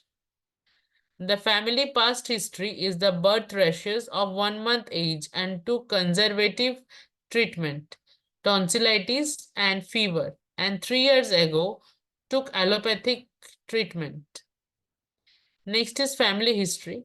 His father had multiple warts over face and back, and grandmother has neurofibroma, and his mother has PCOS earlier. This is the family history. His father has multiple words over face and back. Grandmother has neurofibroma, and the mother had PCOS earlier. Physical general is thermal is a hot patient. He cannot tolerate hot weather. Appetite for eating is often undigestible food. Thirst has normally had desire for cold food. Ice creams cold, cold drinks, sweets. And tongue was slightly coated, dry, stool was regular and hard, regular and hard. Urine was normal. He has a tendency to sweat excessively and order offensive. Stool early, morning and after breakfast. Sleeps generally lying on abdomen. Next. Local examination, system examination was normal. Local examination shows normal. Hypopigmentation had seen on the areas and it had gone bigger surface by time. Analysis of the case. After analyzing the case with consideration of the physical general and particular symptoms, we consider the totality. The nature of pigmentation of the skin and the desire for cold food and drinks, family history, along with the profuse perspiration was included into the totality. Symptoms. And now I have also diagnosed the miasmatic diagnosis. I have evaluated in miasmatic evaluation. Desire for cold food, syphilitic, desire for profuse perspiration, perspiration, fishy order psychosis, stool after breakfast psychosis, sleeping lying on abdomen psychosis, thermal reaction hot psychosis. The next is repertorization. As I was in OPD that time, we were not that we have to using our manual things. So this is an repertorial sheet. The stomach desire cold drinks, 484 page according to Kent. Perspiration order offensive, 1298 page. Perspiration profuse, 1 to 9. Skin discolorization, white spots. Sleep position on abdomen. Generalities warm, warm aggravation. By this is the case. On first visit, 11-3-202, hypopigmentation of skin, whitish color on the left side of the chest. I have given medurinum 200, 1 dose OD per day. Placebo then. Second visit was on after 2 months, 15-5. Like it is March, April, May. May 15. Slight changes on the outer surface of the hypopigmented area. Again, medurinum 200 has been given after 2 months. Next, third dose, third visit on the 8th, that is August. Hypopigmentation areas less now. See, this is the case. First visit, this is second visit, and this is a third visit. Third visit was nihilinum, placebo. And dose 1, placebo 1 drachm, and of the normal skin time. And here is the fourth visit with a normal skin color. No hyperpigmentation, recovery of the skin tone. Fourth visit, date is on October. So the patient came to me on first visit was 3 March, and the final visit was October. So as I said before, it only sulfur is a good medicine. Your sulfur to be given in cases of all the skin disease. It actually doesn't. Sulfur is obviously sulfur. Hahnemann also always said that sulfur should be given in every beginning of a skin disease treatment. But in some cases where the miasmatic predominancy is more, or the miasmatic prescription is more after repertoire analysis, if we see that medurinum, in here the case is medurinum has came. So I have given medurinum, started the treatment with medurinum and sticked with medurinum also. And the patient has been cured by medurinum 200. The discussion and the conclusion I have given. This is actually some references I have written as it has been published to a journal. So here is my case I have presented on vitiligo. So that's all today. I want some views from my seniors that anything thing you want. Actually, I would like to say that vitiligo not only an physical disease, it is actually some scientific, some mental disease also. If we go to the mental disease in aphorism 2010, Organon said that fourth mental disease is like traumatizing for some time, and it after that comes to physical times. So it can be and every time modern science is saying that there is some psychosomatic cause, there is some psychosomatic cause, and who will find the psychosomatic cause? Obviously, homeopathy can work in there. This is a limitation of modern science. Actually, they doesn't go to the that psychotic approaches. Like many diseases are there in many autoimmune diseases. For example, autism. Autism is spreading like now. When I was in my school days, there is a movie came like Tarism in Per and all.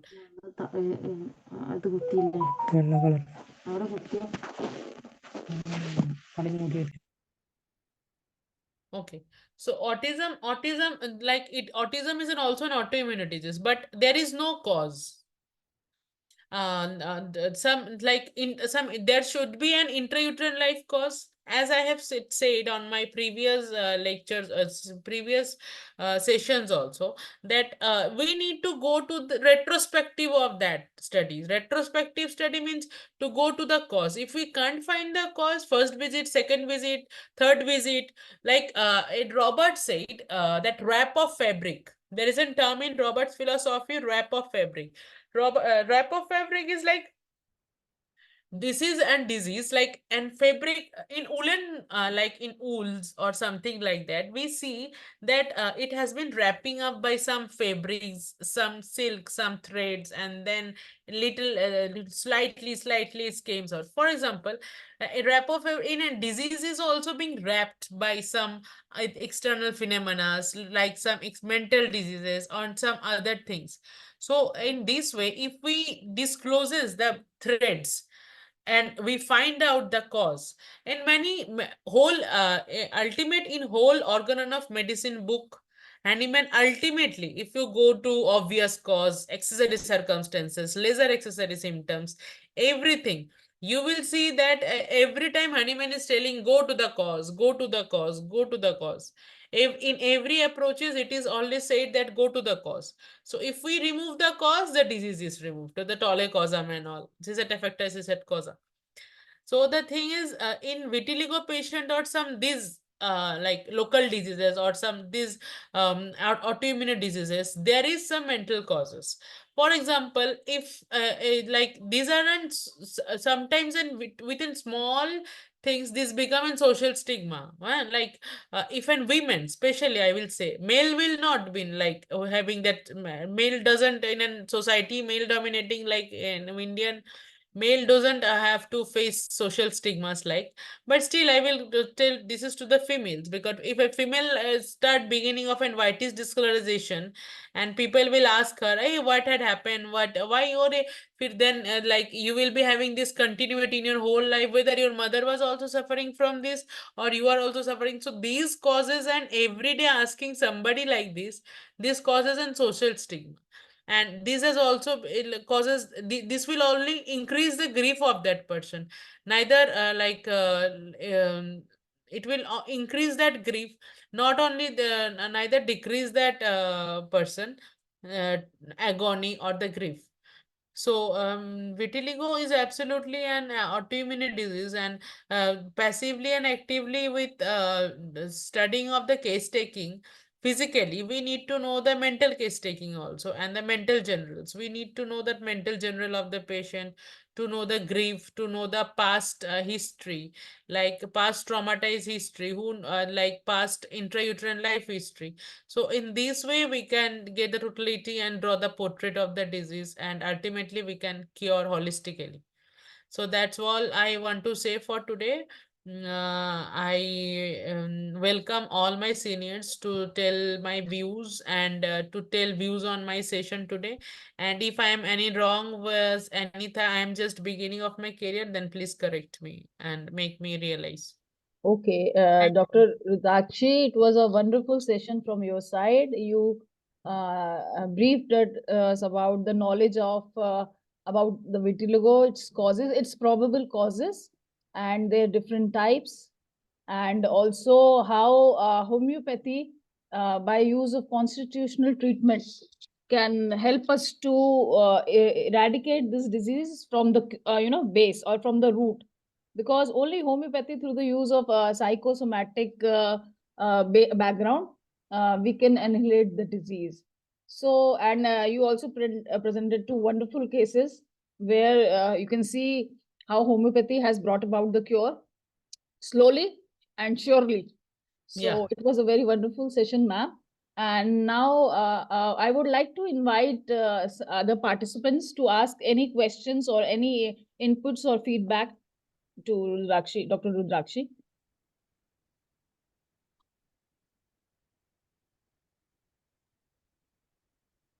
Doctor, I want to know, there is written syphilinum or nihilinum, which the... Sir, syphilinum is said to be nihilinum. Okay, it is a new knowledge for me. Okay, now Dr. Rampresh Shah. Unmute, sir, and you can ask. Thank you, everyone, and congratulations, Dr. Rudrakhi Dey. Very, very thanks. Excellent session. And vitiligo case presentation, very nice.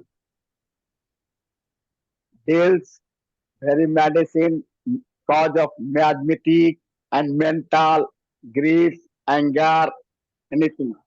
Actually, really, cause of vitiligo, mental symptom, mental cause.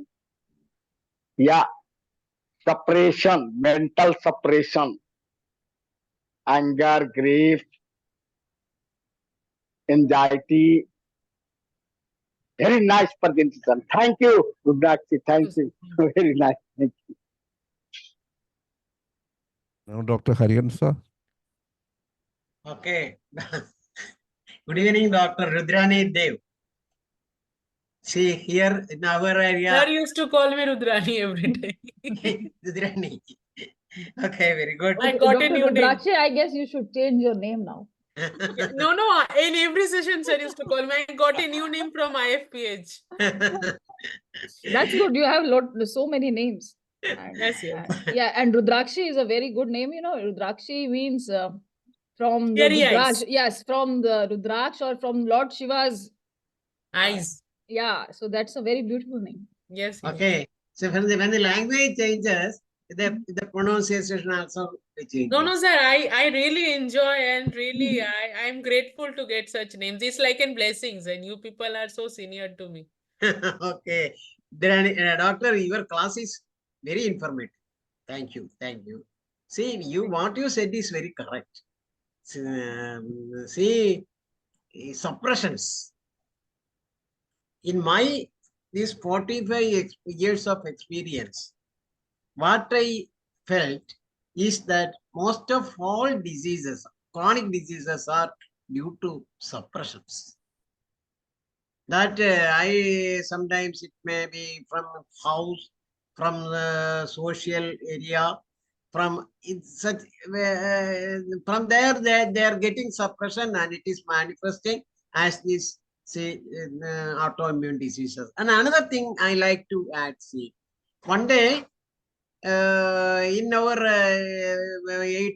18th century, that, see, you know, the leprosy was prevalent at that time. Yes. After that, that is suppressed by means of ointments or allopathic drugs and all. Then what developed after that is tuberculosis. Yes. It is mentioned. That also suppressed by vaccination or something else, or by the both diseases is by AFB and acid first bacil. Yes. When that these diseases are suppressed, again in what? Stuart laws it is mentioned, sir. Okay, what? In Stuart laws it is given. Stuart, okay. Then what happened is, now a lot of see autism children are Yes. born now. See, retrospective effect. If we inquire this, we can find out the cause. Yes. So nowadays, vitiligo is also, I am seeing a lot of patients are coming to us, and we are all doing the constitutional method and taking the history. And what now your case taking is very nice. I am appreciating that. See, why not you found that it is a psychotic miasm, and you prescribe the medorinum. That is also very correct remedy, and so it got the result. Yes. Anyway, doctor, your class is very nice. Your case taking is nice. You come again. Okay, thank you very much. I love to. Okay. Thank you. Yesterday or day before yesterday, one doctor, a famous doctor from allopathy, came to our platform. You might have heard about it. That time I asked a question to him that whether in aggression or this type of angry and some psychological problems. What are I asked him, what is happening in such conditions there in psychological disturbances? What are the hormonal changes happening in human being, general human being? But he told us that he took an example of menopausal, menses, before menses. There is some, we know that premenstrual disorder. We know that there are psychological problems, angry and everything. That time hormonal changes will be there. So he told that he was a big doctor in America. He's a medical doctor in India. He was a professor. I think that he was a professor. And he told that for that premenstrual problems, there is no medicine in the world. You might have heard it. There is no medicine. Yes, sir. I am writing a paper on this now. That time he told that there is no medicine and no treatment. Only we can do some psychological. That is the limitation of allopathic medicine. We have plenty of medicines. We are always doing starting from pulsatilla to acconite to syncomet.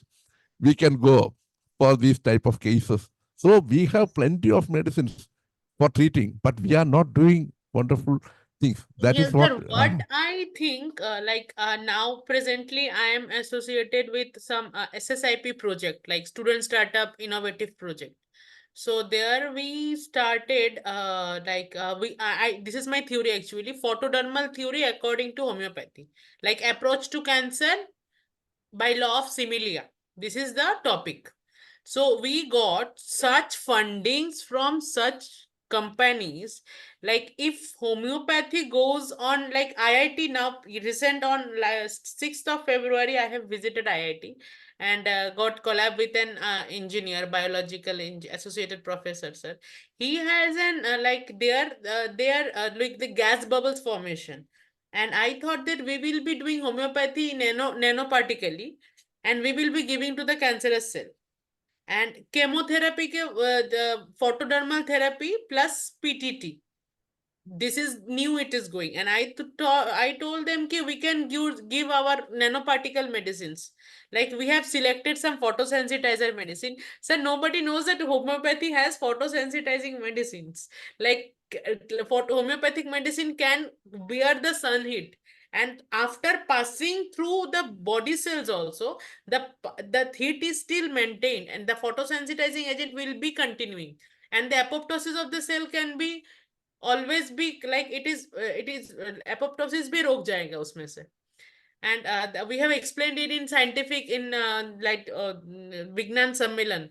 Bharatiya Vignan Sammelan last in January. I have presented there, and there we gotten so much good response also. So now I would say some turmerics are there, some turmerical medicines are there.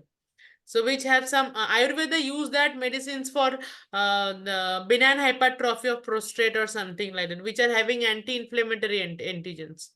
So if we use homeopathic in a scientifically proof, homeopathy is no doubt an scientific treatment.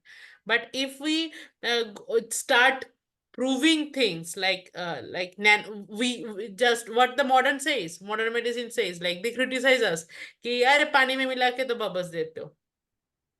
This is what they say. But the thing is, the inherent power of the medicine is inside. Now they came like nanotechnology. Now they say no, homeopathy has nanoparticles, so the medicine can be done. Those who are scientific, those who are scientists, they always agree with homeopathy. I just want to share an experience. Thank you, Doctor. I saw on news in Kerala they have started 40 new dispensaries in our state. That is a government geo. That is in Kerala. We had suffered a lot during the time of COVID. That time we could not do anything, but in everywhere they can do in India, everywhere they can use homeopathic medicines, but here it is prohibited. Nobody should give homeopathic medicine till we have to suffer for 1.5 years. They did not allow us to treat COVID with homeopathic medicine. Now all are changing because after this 1.5 years, but we all doctors are done many treatment we have done. After they are giving homeopathic medicines as a preventive medicine for the students, and they started, schools are opened. And yes, in till Gujarat now, also, it is going on. No death, like in an hour. no death cases after giving homeopathic medicines. We have treated, we all doctors having vast experience in using homeopathic Now, sir, medicine. modern medicine is craving for cancer. They are like flies. They are like flying around the cancer, and they just want to find that which is that less effective, like less side effect treatment that will cure the cancer and all. Now every research is going on cancer. Last time in Vignan Sammelan, every researcher explaining cancer, everybody, some Ayurveda sir, madam, they were also explaining cancer. People are like finding like cancer. Now cancer is a very hot term topic. So recently I was also being a part of Center of Bioscience and Nano Research in Coimbatore. In faculty development program, I was there. So some people were asking that how homeopathy is in curing cancers and all, how nanoparticle will work and all. This I said that this has been already proved by IIT. What is new in that? So people doesn't know about it. 5.5 years back, I am a patient of cancer. That time they told me that to cut and throw it away half of my jawbone. Oh my God. Still I am living with full jaw. I am using 6 doctors in our Kerala, the eminent doctors, the number one doctors of modern allopathic medicines, they told me that you have to do surgery within no time, otherwise you will die. I thought if I remove my 25% of my face, what will be my face? I cannot do anything. I will lie like a I have to live like a dead person. So I left. Then I started taking homeopathic medicine. I am living now. I'm doing so many things. I became a grandfather of 2 children. These are my daily. I am updating. I am doing the editing of our videos and uploading it daily, 4 or 5 videos daily in 3 languages. These are all things. That is the greatness of homeopathy and God. Yes, yes. Yeah, it is a God-given medicine. So we are very much proud of it because we can treat from the head to foot of a person, internal and external. No medicine can do such things. Actually, sir, Hahnemann says, it is not, the limitation is we. We yeah, are limiting it. we all are We are limited. limiting. We fight among ourselves and we don't go among others. Each and every day we will understand that after entering in the IFPH platform, then we know that our limitations are growing. Day by day, our limitations are growing by hearing many doctors' talks and everything. So I think that Muhammad Saitan, sir, you can unmute, sir. You can ask. He's from Jordan. Yes, am I audible, please? Am I audible, please? Yeah, you are audible, sir. Thank you. Ma'am, we have the principles of oxidative stress, oxidative medicine, and we have the principle of biophysics, which is the electron pair resonance repair, where we can classify homeopathy. Does it mimic any of those, whether they are the oxidation, oxidative stress, or the biophysics principles? Does it match, or it is something else? Thank you.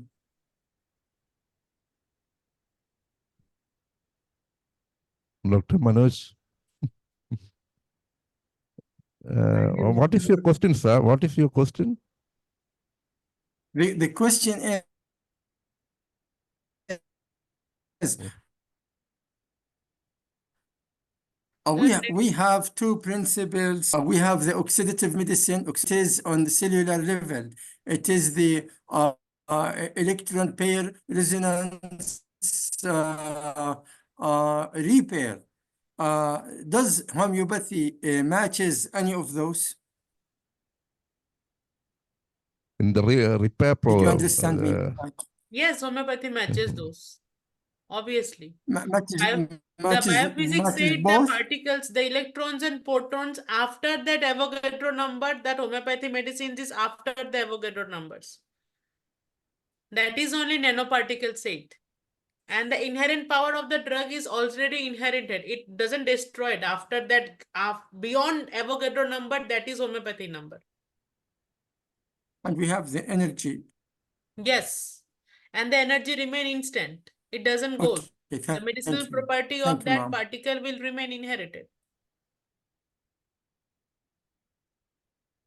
Very clear, sir?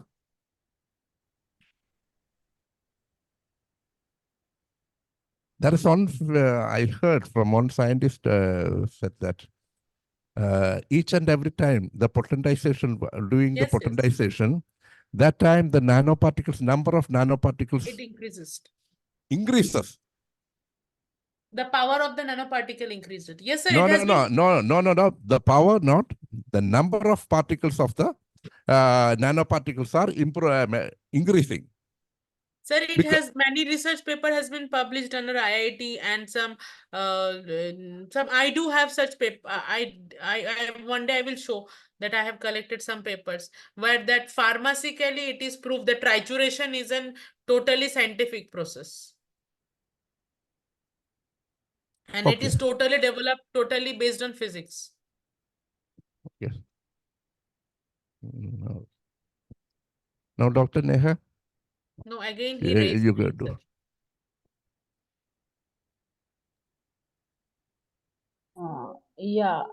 Dr. Rudrakshi, I wanted to ask, your cases show a very good improvement in the cases, but in my personal practice, I have seen certain vitiligo cases which get aggravated sometimes after taking homeopathic medicines. Like I had a patient who had a small patch on his neck, but and I guess I gave him arsenic sulflavum, and that too in 3x potency.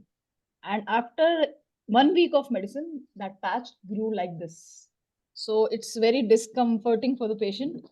and sometimes it's also very, disheartening for us also. So can you brief us about some medicines which we can use to counter fight those effects, and we can decrease the aggravation, because sometimes that after causes... the aggravation, does it got cured? No, it didn't get cured, and I stopped the medicine, and even after 1 month that patch remained the same. Ma'am, So maybe so it is sometimes the potency, maybe the selection of the remedy is correct, but the potency is like arsenic sunflavum 200, or in high dose it could have worked. Okay. No, so can we give something, any Ma'am, Mulenwell is an external application. Okay. And one name of that well,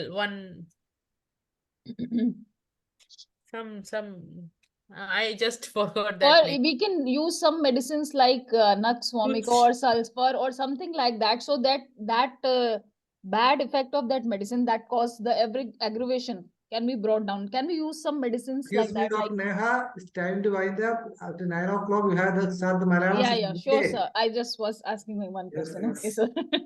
Yeah, sure, sir. So that's okay. Actually, we will take that next time. Yes, Bhupchivel. I was just about to say that. Yeah, okay, fine. Yeah, thank you so much. And I would like to say a very nice vote of thanks to you Thank for you, sir.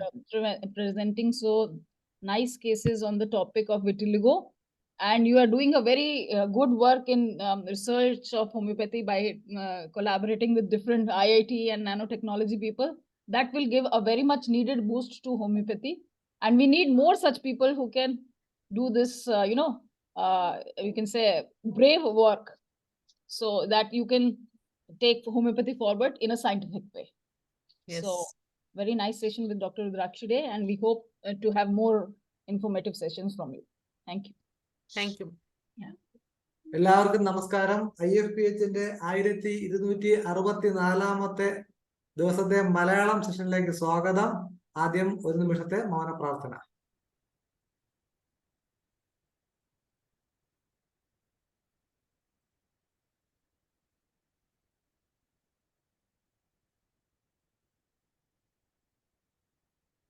ഇന്ന് നമ്മൾ വളരെ വ്യത്യസ്തമായ ഒരു വിഷയത്തിലേക്ക് കടക്കുകയാണ്. അതായത് എന്റർപ്രൈനർഷിപ്പ്, സംരംഭകത്വം. ശരിക്കും പറഞ്ഞാല് നമ്മുടെ രാജ്യം 3-ാമത്തെ 4-ാമത്തെ സാമ്പത്തിക ശക്തിയായിട്ട് മാറുമ്പോൾ നമ്മുടെ ഡോക്ടർമാര് പുറമോട്ട് പോകുന്ന അവസ്ഥ ഒരു കാരണവശാലും ഉണ്ടാകാൻ പാടില്ല. നമ്മൾ ചെയ്യുന്ന ചികിത്സാ പ്രവർത്തനങ്ങളും മറ്റു കാര്യങ്ങളും സമൂഹം അംഗീകരിക്കണമെങ്കിൽ, സമൂഹത്തിലേക്ക് എത്തണമെങ്കിൽ നമുക്ക് നല്ലൊരു ഇൻവെസ്റ്റ്മെന്റ് തീർച്ചയായിട്ടും ആവശ്യമുണ്ട്. അപ്പൊ അതിലേക്കായിട്ട് നമ്മൾ ഓരോരുത്തരും തയ്യാറാകേണ്ടതുണ്ട്. അതിന്റെ സാധ്യതകളെ കുറിച്ച് നമ്മൾ അറിഞ്ഞിരിക്കേണ്ടതുണ്ട്. ശരിക്കും ചരിത്രപരമായ അവലോകനം ചെയ്തു കഴിഞ്ഞാൽ ശ്രീനാരായണ ഗുരു ശിവഗിരി തീർത്ഥാടനത്തിന്റെ ഉദ്ദേശ ലക്ഷ്യങ്ങൾ പറഞ്ഞ ഒന്ന് കച്ചവടത്തെ കുറിച്ചായിരുന്നു. വ്യാപാരം, വിദ്യാഭ്യാസം, ശുചിത്വം, അങ്ങനെ പലതും പറഞ്ഞു. അതുപോലെ തന്നെയാണ് നമ്മുടെ JDR ടാറ്റ. അദ്ദേഹം ഇംഗ്ലണ്ടിലേക്കുള്ള അമേരിക്കയിലുള്ള യാത്രാമധ്യേ കപ്പൽ വെച്ച് സ്വാമി വിവേകാനന്ദനെ കാണുകയും വിവേകാനന്ദന്റെ നിർദ്ദേശാനുസരണമാണ് ബിസിനസ് തുടങ്ങുകയും ഇന്ന് ലോകത്തെ ഏറ്റവും വലിയൊരു വ്യവസായിയായിട്ട് മാറുകയും ചെയ്തത്. അപ്പോൾ തീർച്ചയായിട്ടും നമുക്കും അതുപോലെ ഹോമിയോപ്പതിക്ക് ഒരു ഉയർച്ച ഉണ്ടാവണമെങ്കിൽ നമുക്കും ആ രീതിയിലേക്ക് ചിന്തിക്കേണ്ടതായിട്ടുണ്ട്. അതുകൊണ്ട് ഇന്ന് നമ്മൾ എന്റർപ്രൈനർഷിപ്പിനെ കുറിച്ചാണ് ചർച്ച ചെയ്യുന്നത്.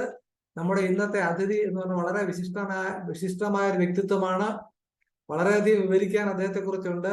അദ്ദേഹത്തിന്റെ CR Narayana Pandala, MSc, LLB, MBA, PhD. അതുകൂടാതെ മാസ്റ്റർ ഓഫ് ബിസിനസ് ലോ എന്ന കോഴ്സ് ഇപ്പോൾ ചെയ്യുന്നുണ്ട് തിരുവനന്തപുരത്തെ ലോ അക്കാഡമിയിൽ.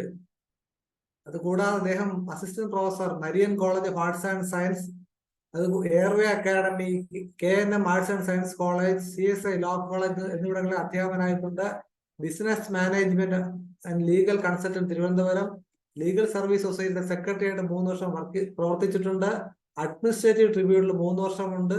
ലോകായുക്തയുടെ അക്കൗണ്ട് ഓഫീസറായിട്ട് 5 വർഷം വർക്ക് ചെയ്തിട്ടുണ്ട്. ക്രിമിനൽ ലോയറായിട്ട് 17 വർഷം ഉണ്ട്. നമ്മുടെ ഡിപ്പാർട്ട്മെന്റിലെ പല മെഡിക്കൽ ഓഫീസർമാർക്കും ഒരുപാട് സേവനങ്ങൾ, സാറ് ചെയ്യുന്ന സേവനങ്ങൾ വിലമതിക്കാൻ ഒക്കാത്തതാണ്. ഇതിന്റെ പ്രത്യേകത എന്ന് പറഞ്ഞാൽ തീർച്ചയായിട്ടും സൗജന്യമായിട്ടാണ് സാറ് ആരെന്ത് സംശയം ചോദിച്ചാലും സാറിനെ വീട്ടിൽ ചെന്ന് കണ്ടാലും എല്ലാം പൂർണ്ണമായും സൗജന്യമായി ചെയ്യാൻ തയ്യാറുള്ള ഒരാളാണ്. ഇന്നത്തെ വിഷയം ആരോഗ്യ മേഖല ഹോമിയോപ്പതിയിൽ സംരംഭകത്തിന്റെ സാധ്യതകൾ എന്നുള്ളതാണ് ഈ വിഷയത്തിലേക്ക് വിഷയം അവതരിപ്പിക്കാനായിട്ട് ആദരണീയനായ ശ്രീമാൻ നാരായണ പണ്ടാല സാറിനെ ക്ഷണിക്കുന്നു.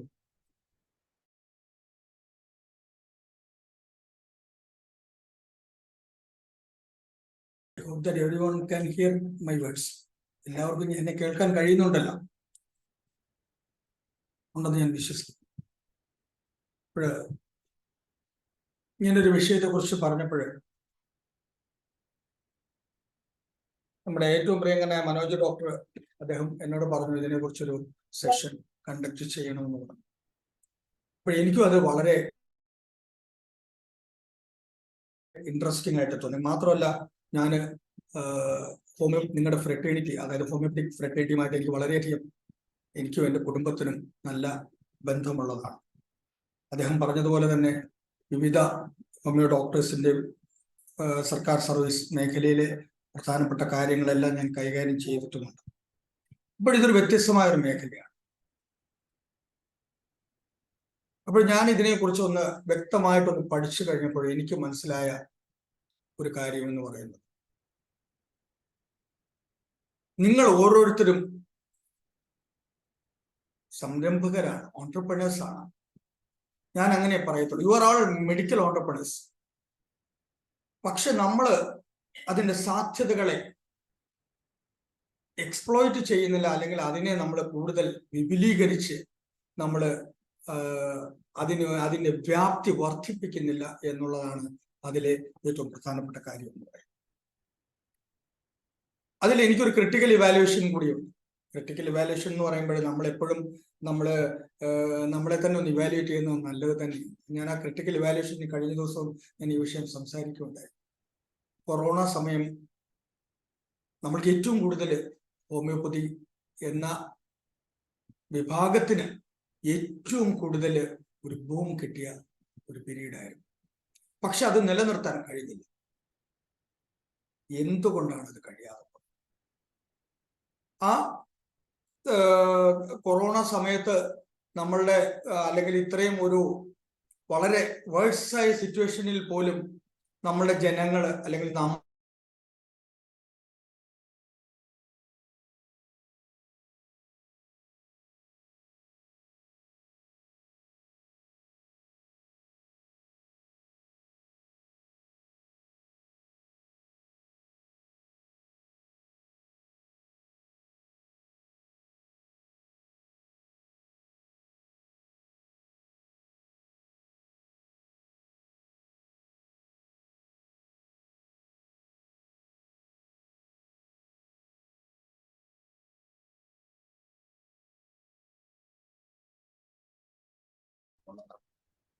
നമുക്ക് വേണമെങ്കിൽ പറയാം, it's A process of creating A new venture.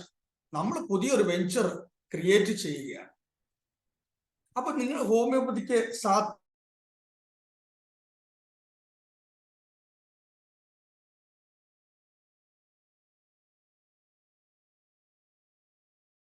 ഒരു കാര്യവും ഞാൻ പറയാം.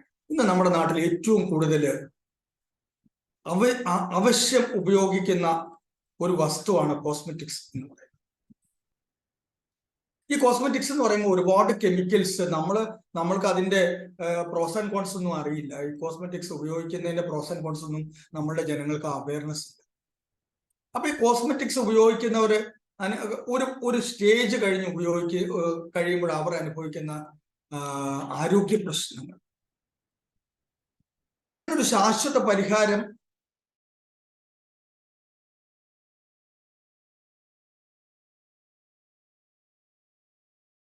ചൈൽഡ് ഡെവലപ്മെന്റ്, അതായത് കൊച്ചു കുട്ടികൾക്ക്, അല്ലെങ്കിൽ നമ്മൾ പറയുമ്പോൾ ഞാൻ എൻ്റെ കുട്ടികളും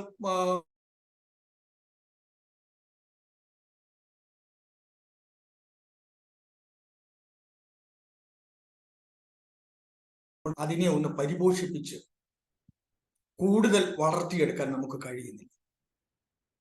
അപ്പൊ അങ്ങനെ വളർത്തിയെടുക്കുന്നതിന് നമ്മൾ എന്തെല്ലാം കാര്യങ്ങൾ ചെയ്യണം?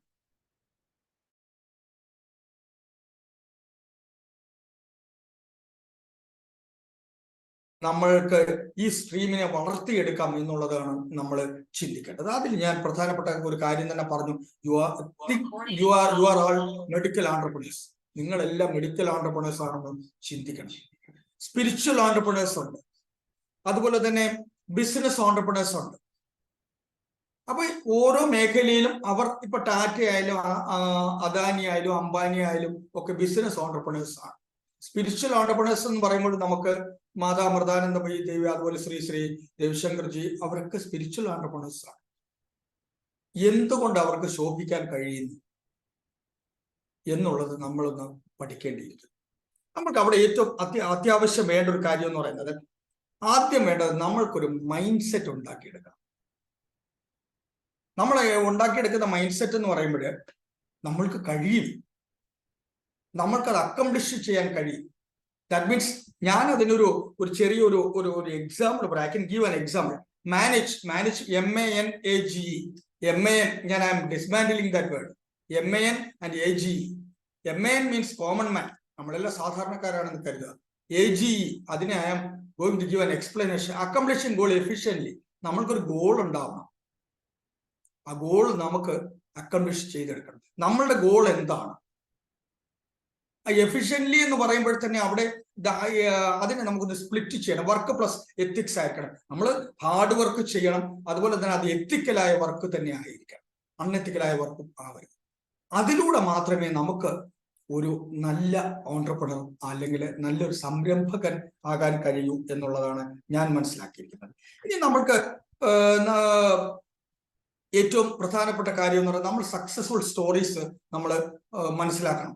ഗുഡ് ലീഡേഴ്സ് നമ്മളിൽ ഉണ്ടാവണം. ഗുഡ് ലീഡേഴ്സ് ഉണ്ടാകണം എന്ന് പറയുന്നത് എല്ലാവരും ലീഡേഴ്സ് ആണ്. ലീഡർഷിപ്പ് ക്വാളിറ്റി ഒരു പ്രത്യേക ക്വാളിറ്റിയാണ്. ഇപ്പൊ നമ്മളിപ്പോ ഇത്രയും പേര് ഒരുപക്ഷെ ഈ ഫ്രറ്റേണിറ്റിയിൽ ഏകദേശം ഒരു നല്ലൊരു ശതമാനം ഇപ്പൊ ഇതൊക്കെ ഞാൻ ഈ പറയുന്ന എന്റെ വാക്കുകൾ ശ്രവിക്കുന്നുണ്ടാകാം. അവരിലെല്ലാം ലീഡർഷിപ്പ് ക്വാളിറ്റീസ് ഉണ്ട്. അവർക്ക് ഓപ്പർച്യൂണിറ്റി കിട്ടാത്ത ഒരു അവസ്ഥ ഉണ്ടാകുന്നു. അപ്പൊ ആ ലീഡർഷിപ്പ്, നല്ല ലീഡർ ആകണം. നല്ല ലീഡർ ആയെങ്കിൽ മാത്രമേ നമ്മൾക്ക് എന്ത് കഴിയത്തുള്ളൂ, നമ്മൾക്ക് നമ്മുടെ സംരംഭം വിജയിപ്പിക്കാൻ കഴിയുകയുള്ളൂ. ഇപ്പൊ നമ്മൾക്ക് തന്നെ അറിയാം ചില വ്യക്തികളെ. ഇപ്പം നെൽസൺ മണ്ടേല, ഞാനിപ്പോ ഇവിടെ ഇതിൽ പലർക്കും പല പൊളിറ്റിക്സ് ഉണ്ടായിരിക്കും, അതുകൊണ്ട് തന്നെ നമ്മളെ പൊളിറ്റിക്കൽ ലീഡേഴ്സിനെ കുറിച്ച് ഞാൻ പറയുന്നില്ല. പക്ഷെ എബ്രഹാം ലിങ്കൺ നല്ലൊരു ലീഡറായിരുന്നു, സാധാരണക്കാരനായ മനുഷ്യനായിരുന്നു. അദ്ദേഹത്തിന് എന്തുകൊണ്ട് നല്ല ലീഡറായി? അതുപോലെ തന്നെ നെൽസൺ മണ്ടേല, അദ്ദേഹം നല്ല ലീഡറായി.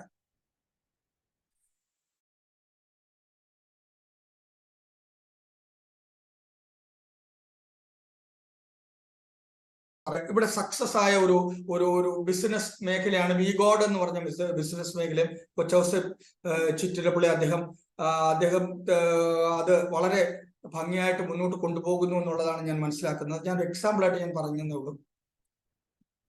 ഒരിക്കൽ അദ്ദേഹത്തിന്റെ ഫേമില് വളരെയധികം വിലപിടിപ്പുള്ള ചില വസ്തുക്കള്, ചില ആർട്ടിക്കിൾസ് ഇറക്കേണ്ട സാഹചര്യം വന്നപ്പോൾ ഇതുമായി ബന്ധപ്പെട്ട് ചില ട്രേഡ് യൂണിയൻസ് വന്ന് അവിടെ ചില ഇഷ്യൂസ് ഉണ്ടായപ്പോൾ അദ്ദേഹത്തിന് ഹ്യൂജ് എമൗണ്ട് മീറ്റ് ചെയ്യേണ്ടി വരും. പക്ഷെ ഈ ആർട്ടിക്കിൾസ് വളരെ സേഫായി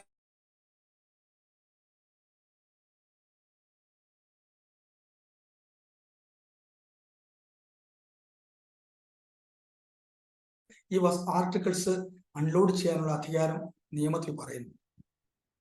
അദ്ദേഹം തന്നെ മുഴുവൻ സാധനങ്ങളും അൺലോഡ് ചെയ്യും. അപ്പൊ അതിൽ നിന്ന് അദ്ദേഹത്തിന്റെ തന്നെ 2 പുസ്തകമുണ്ട്. പ്രാക്ടിക്കൽ വിസ്ഡം എന്ന് പറഞ്ഞ ബുക്കുണ്ട്, കഴിയുമെങ്കിൽ അത് വായിക്കുന്നത് നന്നായിരിക്കും. അദ്ദേഹം പറയുന്നുണ്ട്, നമ്മൾ തന്നെയാണ് ഏറ്റവും മിടുക്കര്, നമ്മൾ തന്നെയാണ് നമ്മുടെ ലീഡർ, ഏറ്റവും നല്ല എല്ലാ കാര്യവും നമ്മൾക്ക് അക്കംപ്ലിഷ് ചെയ്യാൻ കഴിയും എന്ന ഒരു തോന്നല്, ആ ഒരു ഫീല് മനസ്സിലുണ്ടെങ്കിൽ മാത്രമേ നമ്മൾക്ക്, അതല്ലാതെ നമ്മളൊരു സംശയത്തിന്റെ നിഴലിൽ നമ്മൾക്ക് കഴിയുമോ എന്നുള്ള സംശയം വന്നു കഴിഞ്ഞാൽ പ്രയാസമായിരിക്കും. പിന്നെ വേണ്ടത് ഏറ്റവും അത്യാവശ്യം ഇന്നോവേറ്റീവ്നെസ്. നമ്മൾ എപ്പോഴും പുതുമ ചിന്തിക്കണം എന്നാൽ പുതിയ രീതിയിൽ. ഇപ്പൊ ഞാനിപ്പം എൻ്റെ ഏജില് അല്ലെങ്കിൽ ഇപ്പൊ കുട്ടികൾ എൻജോയ് ചെയ്യുന്നത് എൻ്റെ കുട്ടിക്കാലത്ത് ഞാൻ എൻജോയ് ചെയ്തിട്ടില്ല. അല്ലെങ്കിൽ ഇപ്പൊ ഈ കാണുന്ന ഈ ഇതുപോലുള്ള ലാപ്ടോപ്പ് അല്ലെങ്കിൽ അതുപോലെ സ്റ്റുഡിയോ, ഇതുപോലെ നമ്മൾക്ക് ദൂരെ നിന്ന് കാണുക, ഇങ്ങനെയൊക്കെയുള്ള കമ്മ്യൂണിക്കേഷൻ, അതുപോലെ smart smart phone, smart classes. ഞാൻ ഈ പറയുന്ന പോലെ നമ്മൾക്ക് ബെഞ്ചും ഡെസ്കിലും ഇരുന്ന് പഠിച്ചവര്. കാലാനുസൃതമായ മാറ്റങ്ങൾ നമ്മൾ ഉൾക്കൊള്ളണം. അതിനാണ് ഞാൻ പറഞ്ഞ ഇന്നോവേഷൻ എന്ന് പറഞ്ഞത്. അതായത് നമ്മൾ എന്താണെന്ന് ഇന്നോവേഷൻ എന്ന് പറഞ്ഞാൽ വില്ലിങ്നെസ് ടു എക്സ്പീരിയൻസ്. പുതിയ കാര്യങ്ങൾക്ക് നമ്മൾ പുതിയ പ്രോഡക്റ്റിനെ കുറിച്ച് ചിന്തിക്കണം, അതുപോലെ തന്നെ പുതിയ പ്രോസസ്സിനെ കുറിച്ച് ചിന്തിക്കണം, പുതിയ സർവീസിനെ കുറിച്ച് ചിന്തിക്കണം. ഇപ്പോൾ ഞാൻ ഇതില് ഹോമിയോപ്പതി ഡിപ്പാർട്ട്മെന്റിനെ കുറിച്ച് പറയുമ്പോൾ തന്നെ ഞാൻ പറയുകയാണ്, നമ്മുടെ കേരളത്തില് ഏകദേശം ഒരു 2000-ന് മുകളിൽ ഡോക്ടേഴ്സ് രജിസ്റ്റർ ചെയ്തിട്ടുണ്ടാകും.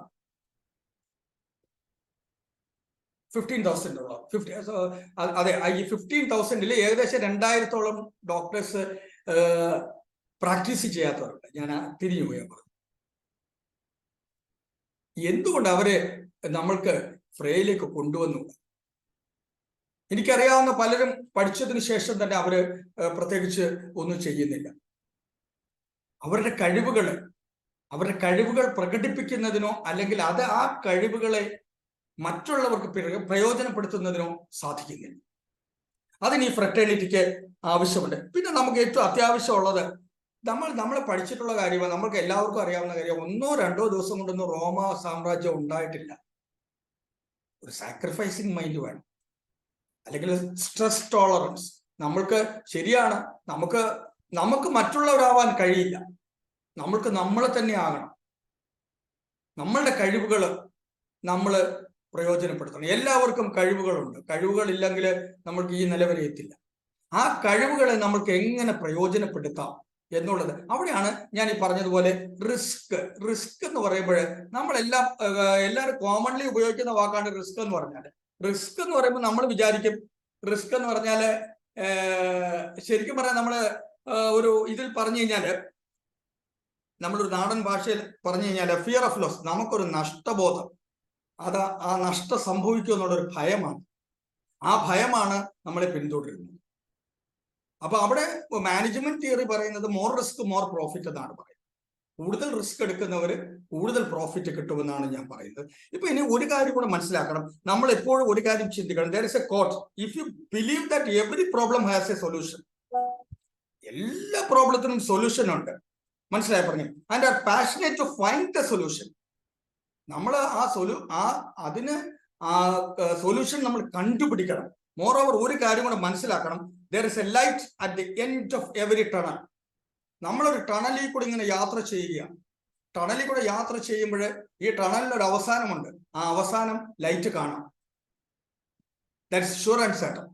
അപ്പൊ അവിടെയാണ് നമ്മള് മോട്ടിവേഷന്റെ ആവശ്യമുള്ളത്. മോട്ടിവേഷന്റെ ആവശ്യം എന്ന് പറയുമ്പോൾ നമ്മളെ ചിലർ പിന്തിരിപ്പിക്കാൻ കാണും. നമ്മളോട് തന്നെ നമ്മൾ ചോദിക്കും, ഞാൻ ഇത് ചെയ്താൽ ശരിയാകുമോ? അതാണ് ഞാൻ ഈ പറഞ്ഞത്, നമ്മൾ ഈ റിസ്ക് എന്ന് പറഞ്ഞത്. അപ്പൊ ഈ റിസ്ക് എന്ന് പറയുമ്പോൾ തന്നെ നമ്മൾ ആ റിസ്ക് എടുക്കണം.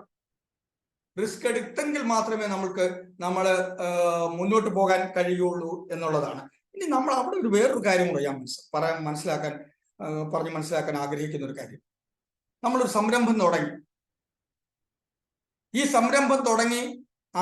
സംരംഭം എന്ന് പറയുമ്പം നമ്മൾ അതിന് ഒറിജിൻ ആയി, പിന്നെ പതുക്കെ വളർന്ന് ഗ്രോത്ത് ആണ്, വന്ന് ഒരു സ്റ്റാഗ്നേഷൻ സ്റ്റേജ് വരെ വരും. അത് that point is called break even point. പിന്നെ ഡിക്ലൈൻ ആണ്. നമ്മളെ ഡിക്ലൈൻ എന്ന് പറയില്ല, പിന്നുള്ളതെല്ലാം നമ്മുടെ പ്രോഫിറ്റ് ആണ്. അതിന് നിങ്ങൾക്ക്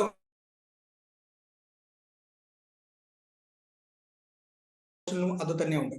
നമ്മള് ഒരു സ്റ്റേജ് കഴിയുമ്പോൾ ഓട്ടോമാറ്റിക്കലി ആണ് ഗെയിൻ വരുന്നത്. അതുപോലെ തന്നെയാണ് ഈ ലീഗൽ ഫീൽഡിലും അതുപോലെ തന്നെയാണ്. വലിയ മിടുക്കന്മാരായ വക്കീലന്മാര് കോടതിയിൽ പോകാറില്ല. ഇപ്പൊ തന്നെ നമ്മൾ ദിവസവും കാണുന്ന 25 ലക്ഷം രൂപ വാങ്ങുന്നു ഒരു സിറ്റിങ്ങിന്. അവര് പോവില്ല, അവര് ഡ്രാഫ്റ്റ് തയ്യാറാക്കി അറ്റ്ലീസ്റ്റ് ആ പോകേണ്ട സമയമാകുമ്പോൾ പ്രസന്റ് ചെയ്യും. എന്ന് പറയുന്നത് പോലെ നമ്മളുടെ കഴിവുകളുണ്ട്, ആ കഴിവുകളെ നമ്മൾ പ്രോപ്പർലി നമ്മൾക്ക് ഉപയോഗിക്കണം. അവിടെയാണ് ഞാൻ ഈ പറഞ്ഞത് റിസ്ക് എടുക്കണം എന്ന് പറയുന്നത്. പിന്നെ ഞാൻ ഈ പറഞ്ഞ പോലെ ഒരു സംരംഭം തുടങ്ങിയാൽ ഡോണ്ട് എക്സ്പെക്ട് മച്ച് സാലറി. എനിക്കിപ്പം ഈ സംരംഭം തുടങ്ങിക്കഴിഞ്ഞാൽ ഇത്ര രൂപ കിട്ടണം എന്ന് ചിന്തിക്കരുത്. അവിടെയാണ് ഞാൻ ഈ നേരത്തെ പറഞ്ഞ ആ സാക്രിഫൈസിങ് മൈൻഡ് വേണം. ഇപ്പം ഞാൻ നേരത്തെ പറഞ്ഞതുപോലെ no risk no rewards. Risk എടുത്തില്ലെങ്കിൽ നമുക്ക് റിവാർഡ് കിട്ടില്ല. പിന്നെ നമ്മൾക്ക് മറ്റെന്തൊക്കെ കാര്യങ്ങളാണ് ഇതിൽ ചെയ്യാവുന്നത് എന്നുള്ളത് ഞാൻ ഒന്ന് പറയാൻ ആഗ്രഹിക്കുന്നു. ഇനി നമ്മൾക്ക് ഒരു സംരംഭം തുടങ്ങണമെങ്കിൽ നമ്മൾക്ക് എന്തെല്ലാം കാര്യങ്ങൾ ചെയ്യാം, നമ്മൾ എന്തെല്ലാം ഫേസ് ചെയ്യണം. അപ്പൊ നമുക്ക് ഏതൊരു സംരംഭം തുടങ്ങണമെങ്കിലും നമ്മൾക്ക് ഏറ്റവും ആദ്യം വേണ്ടത് നല്ലൊരു ക്യാപിറ്റൽ വേണം. ക്യാപിറ്റൽ എന്ന് പറയുമ്പോൾ നമ്മൾക്ക് വിചാരിക്കും ഇതെങ്ങനെ കഴിയും. ഈ ക്യാപിറ്റൽ ഒപ്പിക്കാൻ അല്ലെങ്കിൽ ഈ പണം സ്വരൂപിക്കാൻ നമ്മൾക്ക് എങ്ങനെ കഴിയും എന്ന് നമ്മൾ ചിന്തിക്കും. ആ ക്യാപിറ്റൽ ഉണ്ടെങ്കിൽ മാത്രമേ, ക്യാപിറ്റലിനോടൊപ്പം തന്നെ മറ്റൊരു റിസോഴ്സ് കൂടെ വേണം, ഹ്യൂമൻ റിസോഴ്സ് വേണം. ആ ഹ്യൂമൻ റിസോഴ്സ് ലോകത്തിലെ ഏറ്റവും വലിയ റിസോഴ്സ് എന്ന് പറയുന്നത് തന്നെയാണ് ഹ്യൂമൻ റിസോഴ്സ് എന്ന് പറയുന്നത്. ആ ഹ്യൂമൻ റിസോഴ്സിനെ വേണം പ്രയോജനപ്പെടുത്തേണ്ടത്. അതുകൊണ്ട് തന്നെയാണ് ചൈനയിൽ ഏറ്റവും കൂടുതൽ, ചൈനയുടെ വളർച്ചയും തന്നെ അത് തന്നെയാണ്. നമുക്ക് മനസ്സിലാക്കാൻ കഴിയും ഇന്ത്യക്ക് ഒരുപാട് സാധ്യതയുണ്ട്. ഇന്ത്യ ഇപ്പം ലോകത്തിലെ ഏകദേശം 3ാമത്തെ വൻകിട രാജ്യമായി വളർന്നുകൊണ്ടിരിക്കുകയാണ്. ഇവിടെ നമുക്ക് എല്ലാ റിസോഴ്സസ് ഉണ്ട്, ഇവിടെ ഹ്യൂമൻ റിസോഴ്സ് ഉണ്ട്, ഇവിടെ അത്യാവശ്യത്തിന് ട്രെയിനിങ് ഉണ്ട്. അതുപോലെ തന്നെ ഇവിടെ എക്സലന്റ് ആയിട്ട് ചിന്താശക്തിയും ഇച്ഛാശക്തിയുമുള്ള ഒരു നല്ല ഒരു യുവജന വിഭാഗം ഉണ്ട്. ഇതെല്ലാം കൊണ്ട് വളർത്തി ഇതിനെ properly effective or optimal utilisation നടത്തി കഴിഞ്ഞാൽ ഇന്ത്യ വൻകിട രാജ്യമായി എന്ന് പറയുന്ന പോലെ നമ്മളും അവിടെ ചിന്തിക്കണം. നമ്മൾക്ക് ഇതിനെ എങ്ങനെ പ്രയോജനപ്പെടുത്താം എന്നുള്ളത് ചിന്തിക്കണം. ഇതിൽ ഞാൻ വേറൊരു കാര്യം ഞാൻ പറയാൻ ആഗ്രഹിക്കുന്ന ഒരു കാര്യം എന്ന് പറയുന്നത്, നമുക്ക് ഒരു ഡോക്ടർ ഒരു മാനേജർ ആയിരിക്കുക എന്ന് പറയുന്നത് ഇറ്റ്സ് നോട്ട് പോസിബിൾ. ഒരിക്കലും പോസിബിൾ അല്ല. പക്ഷെ ഡോക്ടർക്ക് മാനേജർ ആകാം, മാനേജർക്ക് ഡോക്ടർ ആവാനും പറ്റില്ല, നോർമലി പറ്റില്ല. പക്ഷെ ഡോക്ടർ മാനേജർ ആകേണ്ട ഒരു സാഹചര്യം വന്നാൽ മാനേജറാണ്. അതെങ്ങനെ വേണം എന്നുള്ളത് നമ്മളൊന്ന് ചിന്തിക്കണം. അപ്പോൾ നമ്മൾ ഇപ്പം ഞാൻ നേരത്തെ പറഞ്ഞ മാനേജ് എന്നുള്ള വാക്കിന് തന്നെ അർത്ഥമുണ്ട്. മാനേജ് എന്ന് പറയുമ്പോൾ തന്നെ ഞാൻ പറഞ്ഞു, മാൻ കോമൺ മാൻ ആണ്. ഏജ് എന്ന് പറയുമ്പോൾ ഏജ് എന്ന് പറയുമ്പോൾ അക്കംപ്ലിഷിംഗ് ഗോൾ എഫിഷ്യൻ്റ് ആണ്. നമ്മളുടെ ഗോള് എങ്ങനെ അക്കംപ്ലിഷ് ചെയ്യാൻ കഴിയും എന്നുള്ളതാണ് നമ്മൾ ചിന്തിക്കുന്നത്. ആ എഫിഷ്യൻ്റ് എന്ന് പറയുമ്പോൾ വർക്ക് പ്ലസ് എത്തിക്സ് വരും. പിന്നെ ഞാനൊരു കാര്യം കൂടെ പറയാം. നമ്മുടെ ഇപ്പോഴത്തെ പ്രസന്റ് സിനാറിയോയിലെ ഗ്ലോബലൈസേഷൻ, ലിബറലൈസേഷൻ, പ്രൈവറ്റൈസേഷൻ ആണ്. അപ്പൊ ഇവിടെ നമ്മൾ പുതിയ മാനങ്ങൾ കാണേണ്ടിയിരിക്കുന്നു. അപ്പൊ മാർക്കറ്റിങ്ങിലെ പുതിയ മോഡസ് ഓപ്പറാൻഡി എടുക്കേണ്ട സാഹചര്യം വരുന്നു. അപ്പൊ മാർക്കറ്റിംഗ് എന്ന് പറയുമ്പോൾ തന്നെ ഞാനൊരു കാര്യം പറയുകയാണ്. ജസ്റ്റ് മാർക്കറ്റിംഗ് എന്ന് പറഞ്ഞാൽ making awareness of A product. ഞാനൊരു സിമ്പിൾ വാചകത്തിൽ പറഞ്ഞതേ ഉള്ളൂ. നമ്മളുടെ അവയർനെസ് എവിടെയെല്ലാം കൊടുക്കാം. ഇവിടെ ഇരിക്കുന്ന ഡോക്ടേഴ്സ് കംപ്ലീറ്റ്, ഞാൻ മനസ്സിലാക്കിയ ഒരു കാര്യം, അബൌട്ട് 90% സിറ്റി മാത്രം കേന്ദ്രീകരിച്ചാണ് ഇരിക്കുന്നത്. ആ സിറ്റി കേന്ദ്രീകരിച്ചിരിക്കുന്നതുകൊണ്ട് എന്ത് ചെയ്യും, എന്താണ് അവിടെ നമ്മൾ കുറെ പ്രയാസങ്ങൾ അനുഭവപ്പെടുന്നുണ്ട്, ഗുണങ്ങളും അനുഭവിക്കുന്നു. പക്ഷെ എന്തുകൊണ്ട് നമുക്ക് റൂറലിലേക്ക് ഒന്ന് ചിന്തിച്ചുകൂടാ? റൂറലിൽ ചിന്തിച്ചു കഴിഞ്ഞാൽ ഒരു ഗുണമെന്ന് പറയുന്നത്, മാർക്കറ്റിങ്ങിന് ഏറ്റവും നല്ലത് റൂറൽ തന്നെയാണ്. അപ്പൊ റൂറലിലേക്ക് ആരും കോൺസെൻട്രേറ്റ് ചെയ്യുന്നില്ല. എത്ര പേര് റൂറലിൽ കോൺസെൻട്രേറ്റ് ചെയ്യും? വളരെ കുറച്ച് പേര് മാത്രമേ റൂറൽ ഏരിയയിൽ കോൺസെൻട്രേറ്റ് ചെയ്യൂ. പക്ഷെ മാത്രമല്ല, വേറൊരു കാര്യം കൂടെ ഉണ്ട്. സിറ്റി ഡെൻസിലി പോപ്പുലേറ്റഡ് ആണെന്ന് നമുക്ക് തോന്നുന്നുണ്ട്, പക്ഷെ ഇവിടെ ഫ്ലോട്ടിംഗ് പോപ്പുലേഷൻ ആണ്. ഈ ഫ്ലോട്ടിംഗ് പോപ്പുലേഷൻ എന്ന് പറയുമ്പോൾ അവർ പല സ്ട്രീംസ് ഉപയോഗിക്കുന്നുണ്ട്. പല സ്ട്രീംസ് ഉപയോഗിക്കുന്നതിന്റെ കൂട്ടത്തിൽ തന്നെ നമുക്കും അതിനൊരു പ്രയോജനം ഉണ്ടാകുന്നുണ്ട്. പക്ഷേ നമ്മൾ ആൾട്ടർനേറ്റീവ് സിസ്റ്റം കൂടിയാകാൻ ശ്രമിക്കണം. അങ്ങനെ ഒരു സിസ്റ്റം, ഒരു ഓപ്ഷൻ എന്ന് പറയുന്ന സെക്കൻഡ് ഓപ്ഷൻ എങ്കിലും അറ്റ്ലീസ്റ്റ് നമ്മൾ ഒരു ഓപ്ഷൻ നേടിയെടുക്കണം. അതിനാണ് ഞാൻ ഈ പറഞ്ഞ മാർക്കറ്റിംഗ്. അത് മാർക്കറ്റിംഗ് എക്സിക്യൂട്ടീവ്സിന് മാത്രമേ നമുക്ക് കഴിയൂ. എങ്ങനെ ഇത് മാർക്കറ്റ് ചെയ്യാം? ഇപ്പൊ മാത്രമല്ല, ഇപ്പൊ പുതിയ രീതികളൊക്കെ ടെലിമെഡിസിൻ ഉണ്ട്. പിന്നെ മാത്രമല്ല, മറ്റ് ചില കാര്യങ്ങൾ കൂടെ പറയുമ്പോൾ നമ്മൾ ഫീഡ്ബാക്ക് ചിലരൊക്കെ എടുക്കുന്നുണ്ട്, പക്ഷെ വളരെ കുറവാണ്. ഫീഡ്ബാക്ക് എന്ന് പറയുന്നത് അത്യാവശ്യമുള്ളൊരു കാര്യം.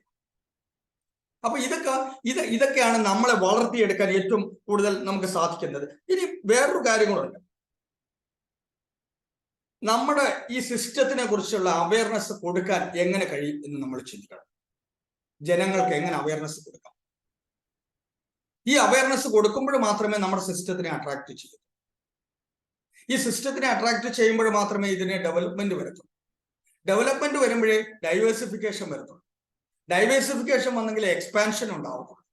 അപ്പൊ ഇത് നമ്മൾ മുൻകൂട്ടി ചിന്തിക്കണം. അപ്പൊ അങ്ങനെ ആണെങ്കിൽ മാത്രമേ നമുക്ക് മുന്നോട്ട് പോകാൻ കഴിയൂ. സ്ഥിരം കുറച്ച് പേഷ്യൻസ് നമുക്കുണ്ട്, അല്ലെങ്കിൽ നമ്മൾ ഇതുണ്ട്, ഇതൊക്കെ നമുക്ക് നല്ലത് തന്നെയാണ്. പക്ഷേ അതിലൂടെ എക്സ്പാൻഷനും കൂടെ ചിന്തിക്കാമെങ്കിൽ നന്നായിരിക്കും എന്നുള്ളതാണ് എൻ്റെ അഭിപ്രായം. പിന്നെ ഏറ്റവും പ്രധാനപ്പെട്ട ഒരു കാര്യമാണ് ഇപ്പോൾ IT മാർക്കറ്റ്, ഈ മാർക്കറ്റിംഗ് വളരെ ഇമ്പോർട്ടൻസ് ഉള്ള ഒരു പീരീഡാണ്. ഈ മാർക്കറ്റിംഗ് എന്ന് പറയുമ്പോൾ ഞാൻ നേരത്തെ പറഞ്ഞതുപോലെ തന്നെ മാർക്കറ്റിംഗിലേക്ക് വേണ്ടി നമ്മൾ കൂടുതൽ ശ്രദ്ധ ചെലുത്തണം. അതിന് മാർക്കറ്റിംഗ് എക്സ്പെർട്സ്. അപ്പൊ ഡോക്ടേഴ്സ് പറയും ഞങ്ങൾ മാർക്കറ്റിംഗ് പഠിച്ചിട്ടില്ല. ശരിയാണ്, നമുക്കതിന് ട്രെയിനിങ് കൊടുക്കണം. ആ ട്രെയിനിങ്ങിലൂടെ മാത്രമേ നമ്മൾക്ക് എങ്ങനെ മാർക്കറ്റിംഗ് നമുക്ക് മറ്റുള്ളവരിലൂടെ എത്തിക്കാൻ കഴിയൂ എന്നുള്ളത് ഒരു സത്യമായ ഒരു കാര്യമാണ്. പിന്നെ വേറൊരു കാര്യം കൂടി ഞാൻ പറയുന്നുണ്ട്. ഇനി ഈ ക്ലിനിക്കുകൾ, ചില പ്രത്യേക ഏരിയയിൽ ക്ലിനിക്സ് കോൺസ്റ്റിറ്റ്യൂട്ട് ചെയ്യണം. എന്തുകൊണ്ടാണ് ഞാൻ പറഞ്ഞതെന്ന് പറഞ്ഞാൽ, ഇപ്പം ആ ക്ലിനിക്കിലൂടെ തന്നെ നമ്മൾക്ക് മാർക്കറ്റിങ്ങും അതുപോലെ തന്നെ നമ്മുടെ അവയർനെസ്സും കൊടുക്കാൻ കഴിയും. ഫോർ എക്സാമ്പിൾ, നമ്മൾ മഴക്കാല സമയം അല്ലെങ്കിൽ ഉഷ്ണ സമയം അല്ലെങ്കിൽ ഈ പാൻഡമിക് ടൈം, അതുപോലെ തന്നെ മറ്റ് ഏതെങ്കിലും രോഗങ്ങൾ കൂടുതൽ, സാംക്രമിക രോഗങ്ങൾ കൂടുതലായി ഉണ്ടാവുന്ന സമയം, ഈ സമയത്തൊക്കെ നമ്മൾക്ക് ശരിയാണ് ക്ലിനിക്കുണ്ട്, നമ്മൾ ചെയ്യുന്നുണ്ട്. പക്ഷേ അത് സിസ്റ്റമാറ്റിക് ആയിട്ട് കൊണ്ടുപോകാൻ കഴിയുമെങ്കിൽ വളർച്ചയെന്ന് പറയുന്നത് വളരെ പെട്ടെന്നായിരിക്കും ഉണ്ടാവുന്നതെന്ന് പറയുന്നത്. പിന്നെ വേറൊരു കാര്യമുണ്ട്, നമുക്ക് എപ്പോഴും മാർക്കറ്റ് പഠിച്ചിരിക്കണം. മാർക്കറ്റിൽ ഇപ്പൊ നമ്മൾ നോക്കുമ്പോൾ, ഇപ്പൊ നമ്മൾ തന്നെ സൂപ്പർ മാർക്കറ്റിൽ പോകും. സൂപ്പർ മാർക്കറ്റിൽ പോകുമ്പോൾ നമുക്കൊരു കൺഫ്യൂഷനാണ്, എന്തെടുക്കണം എന്തെടുക്കണ്ട. നമ്മൾ നോക്കുമ്പോൾ എല്ലാ സാധനങ്ങളും നമ്മൾ അങ്ങനെയാണെങ്കിൽ എല്ലാം വാങ്ങേണ്ടി വരും. പിന്നെ അല്ലെങ്കിൽ തന്നെ നമ്മളെല്ലാം ഹൈപ്പർ മാർക്കറ്റിൽ പോകുമ്പോൾ പലപ്പോഴും നമ്മൾ ചിന്തിക്കാറുണ്ട്, ഞാനും ചിന്തിക്കാറുണ്ട്, ഇന്ന് ഞാൻ പോയ ഒരു ഫാമിലിയായിട്ട് പോകുമ്പോൾ ഞാനും എൻ്റെതായ ഒരു സാധനവും വാങ്ങത്തില്ല എന്ന് ഞാൻ വിചാരിച്ചായിരിക്കും പോകുന്നത്. പക്ഷേ തിരിച്ചിറങ്ങി വരുമ്പോൾ നമ്മൾ 3-4 സാധനം എങ്ങനെയെങ്കിലും വാങ്ങിച്ചിരിക്കും. That is a technique of marketing. നമ്മൾ ചിലത് വാങ്ങിച്ചു പോകും എന്ന് പറയുന്നത് പോലെ നമ്മുടെ സ്ട്രീമിനെ നമ്മൾ ഏറ്റവും കൂടുതൽ നമ്മളെ വിശ്വസിക്കുകയും നമ്മൾ അത് ഡിപ്പെൻഡബിൾ ആവുകയും ചെയ്യണം എന്നുള്ളതാണ് എനിക്ക് പറയാനുള്ളത്. ഇനി അതിനകത്ത് വേറൊരു കാര്യം കൂടെ ഞാൻ പറഞ്ഞു, നമുക്ക് ഒരു നല്ലൊരു ക്യാപിറ്റൽ വേണമെന്ന് പറഞ്ഞു. അപ്പൊ ഈ ക്യാപിറ്റൽ വേണമെന്ന് പറഞ്ഞപ്പോൾ നമ്മൾ എങ്ങനെ ക്യാപിറ്റൽ സ്വരൂപിക്കും എന്ന് ചോദിച്ചാൽ, choose the right investor. Choose the right investor എന്ന് പറഞ്ഞാൽ, നമ്മൾ റൈറ്റ് ഇൻവെസ്റ്റർ അല്ലെങ്കിലുള്ള കുഴപ്പമെന്ന് പറഞ്ഞാൽ, ഒരാൾ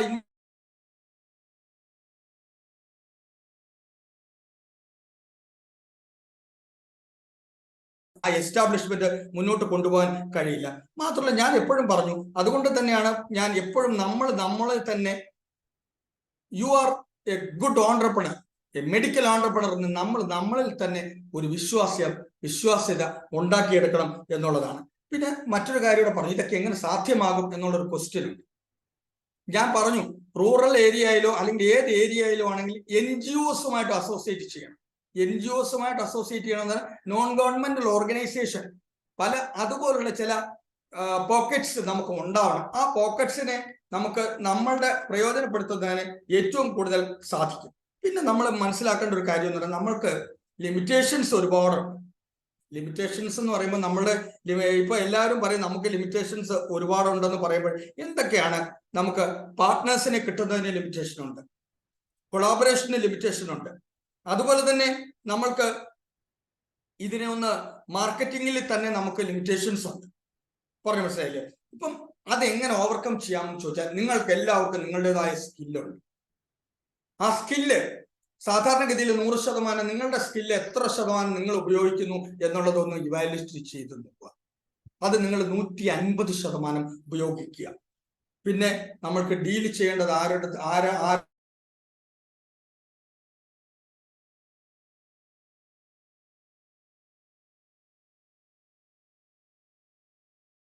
ഇങ്ങനെ വന്നുകൊണ്ടിരിക്കുകയാണ്. ഇന്നത്തെ കമ്പ്യൂട്ടർ അല്ല നാളത്തെ കമ്പ്യൂട്ടർ, ഇന്നത്തെ മൊബൈൽ ഫോൺ അല്ല നാളത്തെ മൊബൈൽ ഫോൺ. അതാണ് കോൺസ്റ്റന്റ് ആയിട്ട് ചേഞ്ചസ് വരുന്നുണ്ട്. പിന്നെ മാത്രമല്ല, പബ്ലിക്കിന്റെ ചിന്താഗതി, ജനങ്ങളുടെ ചിന്താഗതി തന്നെ മാറിക്കൊണ്ടിരിക്കുകയാണ്. ഇപ്പൊ അപ്പൊ അതാണ് ഞാൻ പറഞ്ഞ ഗ്ലോബലൈസേഷൻ, ലിബറലൈസേഷൻ, പ്രൈവറ്റൈസേഷന്റെ ഇമ്പാക്ട് തന്നെ ഉണ്ട്. നമ്മളെ വേൾഡ് മാർക്കറ്റ് അല്ലെങ്കിൽ വേൾഡ് എക്കണോമി ഒരൊറ്റ കുടക്കീഴിൽ വന്നുകൊണ്ടിരിക്കുകയാണ്. പിന്നെ ഇതിനെല്ലാം പുറമെ സോഷ്യൽ പ്രോബ്ലംസ്, നമ്മുടെ സൊസൈറ്റിയെ അഡാപ്റ്റ് ചെയ്യേണ്ട ഒരു സാഹചര്യമുണ്ട്. സൊസൈറ്റി എങ്ങനെയാണ് ഇതിനെ കാണുന്നത് എന്ന് നമ്മൾ മനസ്സിലാക്കേണ്ടിയിരുന്നു. അങ്ങനെ സോഷ്യൽ പ്രോബ്ലംസ് ധാരാളമുണ്ട്. പിന്നെ ഫിനാൻഷ്യൽ ഇഷ്യൂസ് ഞാൻ പറഞ്ഞു. എന്തിനും ഫിനാൻസ് എങ്ങനെ നമുക്ക് പ്രൊക്യൂർ ചെയ്യാം, നമ്മൾക്കത് എങ്ങനെ എഫക്റ്റീവ് യൂട്ടിലൈസ് ചെയ്യാം, ഇതെല്ലാം പ്രധാനപ്പെട്ടതാണ്. ഇതിനെല്ലാം പുറമെ പേഴ്സണൽ ഇഷ്യൂസ് ഉണ്ട്. ഇപ്പൊ തന്നെ ഈ 9 മണിക്ക് വെബിനാർ ഉണ്ട്, അല്ലെങ്കിൽ 8 മണിക്ക് വെബിനാർ ഉണ്ട്. പലർക്കും പേഴ്സണൽ ഇഷ്യൂസ് ഉണ്ട്. അപ്പൊ ഇതൊക്കെ ഒന്ന് കേൾക്കുക, അല്ലെങ്കിൽ ഇതിനെക്കുറിച്ച് മനസ്സിലാക്കുക എന്ന് പറയുമ്പോൾ ആ പേഴ്സണൽ ഇഷ്യൂസിനെയും നമ്മൾ ഓവർകം ചെയ്യേണ്ട ഒരു സാഹചര്യമുണ്ട്. പിന്നെ അതർ തിങ് ഇസ് കോമ്പറ്റീറ്റീവ്നെസ്. നിങ്ങളുടെ സ്ട്രീമിനെ എന്തുകൊണ്ട് സെലക്ട് ചെയ്യണം, ഇതിനേക്കാളും പണവും അല്ലെങ്കിൽ ഇതിനേക്കാളും എന്താ പറയുക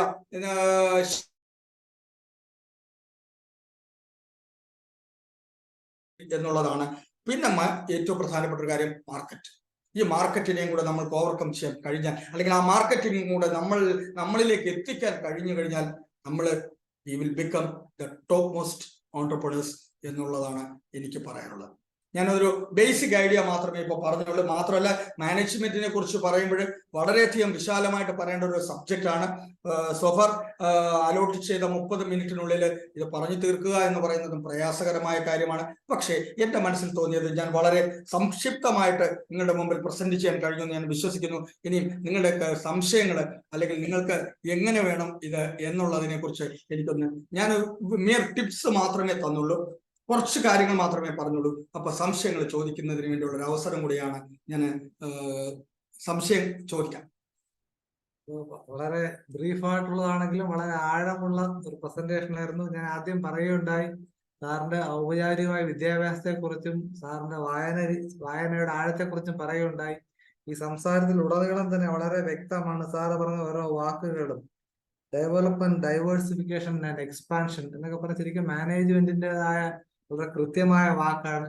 ഏതാനും വർഷങ്ങൾക്ക് മുമ്പ് നമ്മൾ കേട്ട് ശീലിച്ച വാക്കുകളാണ്. BOT, build, operate and transfer. അതിപ്പോ മാറിയിട്ട് funding, designing, building, managing, operating and transfer എന്ന രീതിയിലേക്ക് മാറിയിട്ടുണ്ട്. അപ്പൊ പുതിയ പുതിയ കമ്പോണൻസ് അതിനകത്ത് ആഡ് ചെയ്യപ്പെടുന്നുണ്ട്.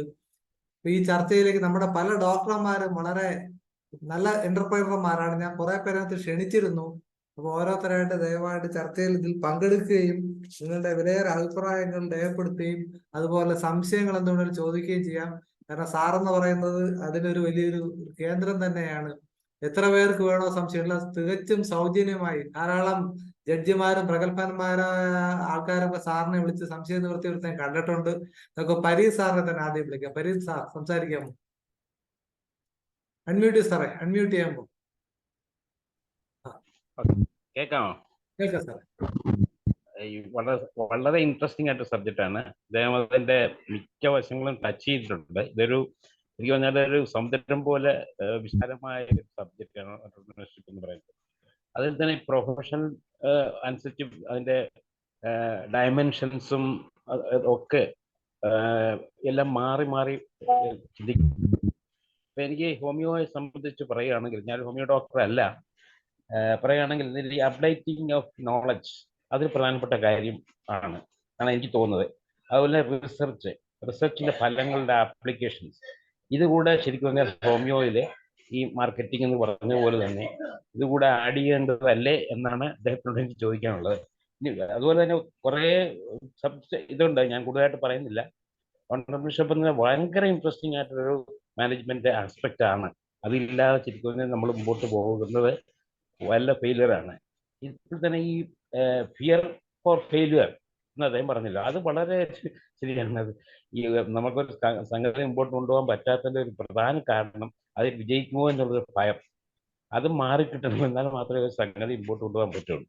അതൊരു വളരെ പ്രധാനപ്പെട്ട കാര്യമാണ്. വളരെ ബ്രീഫായിട്ടാണെങ്കിലും very useful and very productive and positive presentation ആയിരുന്നു സാർ. ഇതിനെക്കുറിച്ചും റിസർച്ചിനെ കുറിച്ചും updating the knowledge, training and all that skill, ഇതൊക്കെ ഇതിന്റെ എങ്ങനെ ഇൻകോർപ്പറേറ്റ് ചെയ്യാൻ പറ്റും എന്നുള്ളത് വളരെ ബ്രീഫായിട്ടൊന്ന് പറഞ്ഞാൽ എനിക്ക് പിന്നെ കുറെ പ്രയോജനപ്രദമായിരിക്കും തോന്നുന്നു. Thank you.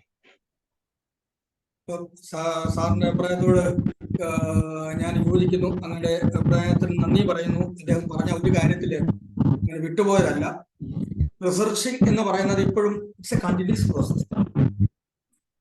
അപ്പൊ റിസർച്ച് എന്ന് പറയുമ്പോൾ തന്നെ ഞാൻ എൻ്റെ ഭാഷയിൽ പറയുകയാണെങ്കിൽ, ഞാൻ റീസെന്റ്ലി പറഞ്ഞൊരു കാര്യം ഞാൻ പറയുക. ഒരു ബനിയൻ ട്രീ, ഒരു ആൽമരത്തിന്റെ വിത്ത് മുളയ്ക്കുന്നു. That means a doubt arising in a mind of a research scholar. അപ്പൊ പതുക്കെ അത് സിസ്റ്റമാറ്റിക് ആയിട്ട് വളർന്ന് വലിയൊരു ബനിയൻ ട്രീ ആകുമ്പോഴാണ് അത് ഒരു നല്ലൊരു റിസർച്ചാണ്. പക്ഷെ ഹോമിയോപ്പതിയിൽ ആ research still it is in the budding stage. അതതിന്റെ പാരമ്യത്തിലേക്ക് കൊണ്ടുവരണമെങ്കിൽ നല്ലൊരു ടീം വർക്ക് വേണം. ടീം വർക്ക് വേണമെങ്കിൽ ഡെഡിക്കേഷൻ വേണം. ഡെഡിക്കേഷൻ ഉണ്ടായാൽ സാക്രിഫൈസ് വേണം. ഞാൻ പറഞ്ഞു, ഒറ്റ ദിവസം കൊണ്ടോ അല്ലെങ്കിൽ ഒരു മാസം കൊണ്ടോ എനിക്ക് ഇത്ര സാലറി കിട്ടും എന്ന് ചിന്തിച്ചു കഴിഞ്ഞാൽ നമ്മൾ ഇത് മുന്നോട്ട് കൊണ്ടുപോകും. അപ്പോൾ അതിന് ഞാൻ മനോജ് സാറോട് സംസാരിച്ചപ്പോഴും പറഞ്ഞു, നല്ലൊരു റിസർച്ച് ഇൻസ്റ്റിറ്റ്യൂട്ടിനുള്ള സാധ്യത കേരളത്തിലുണ്ട്. കേരളത്തിൽ അത് എക്സ്പ്ലോയിറ്റ് ചെയ്യണം എന്നുള്ള കാര്യം കൂടെ ഇങ്ങനെ സൂചിപ്പിക്കുകയുണ്ടായി. Thank you very much sir. Thank you very much sir. ഇതൊരു ശരിക്കും ഒരു തുടക്കമാണ്. അപ്പൊ ഇനി ഇതിനൊക്കെ ധാരാളം എന്താ പറയാ, പുതിയ ചർച്ചകൾ വേണം, പുതിയ മേഖലകൾ വെട്ടിത്തുറക്കണം. എങ്കിൽ മാത്രമേ ഹോമിയോപ്പതിക്ക് നിലനിൽപ്പുണ്ടാവുകയുള്ളൂ എന്നുള്ളത് നമ്മൾ തിരിച്ചറിയുന്നു. നമ്മുടെ അടുത്തൊരു പ്രമുഖനായ എന്റർപ്രൈനർ കൂടിയായ ജോസ് ഐസക് സാർ ക്ഷണിക്കുകയാണ്. ഒരു സജഷൻ ഉണ്ട്. നമ്മുടെ ഇദ്ദേഹത്തിന് കൂടുതൽ സെഷൻസ് ശരിക്കും പറഞ്ഞാല് കൊണ്ടുവരണം ഇടയ്ക്ക്. തീർച്ചയായിട്ടും സാറ് നമ്മുടെ സ്വന്തം ആളാണ് സാറ്. എല്ലാ കാര്യത്തിലും ഉണ്ടാവും. Thank you. Jose Isaac sir ഉണ്ടോ? സാറെ സംസാരിക്കാമോ? ഹോമിയോപ്പതി എഡ്യൂക്കേഷൻ രംഗത്തും ഹോമിയോപ്പതിയെ വിദേശങ്ങളിൽ എത്തിക്കുന്നതിനും ഏറ്റവും അധികം പങ്കുവഹിച്ച വ്യക്തി ആണ് ജോസ് ഐസക് സാർ. സാർ ഉണ്ടോ? ജോസ് ഐസക് സാർ സംസാരിക്കാമോ?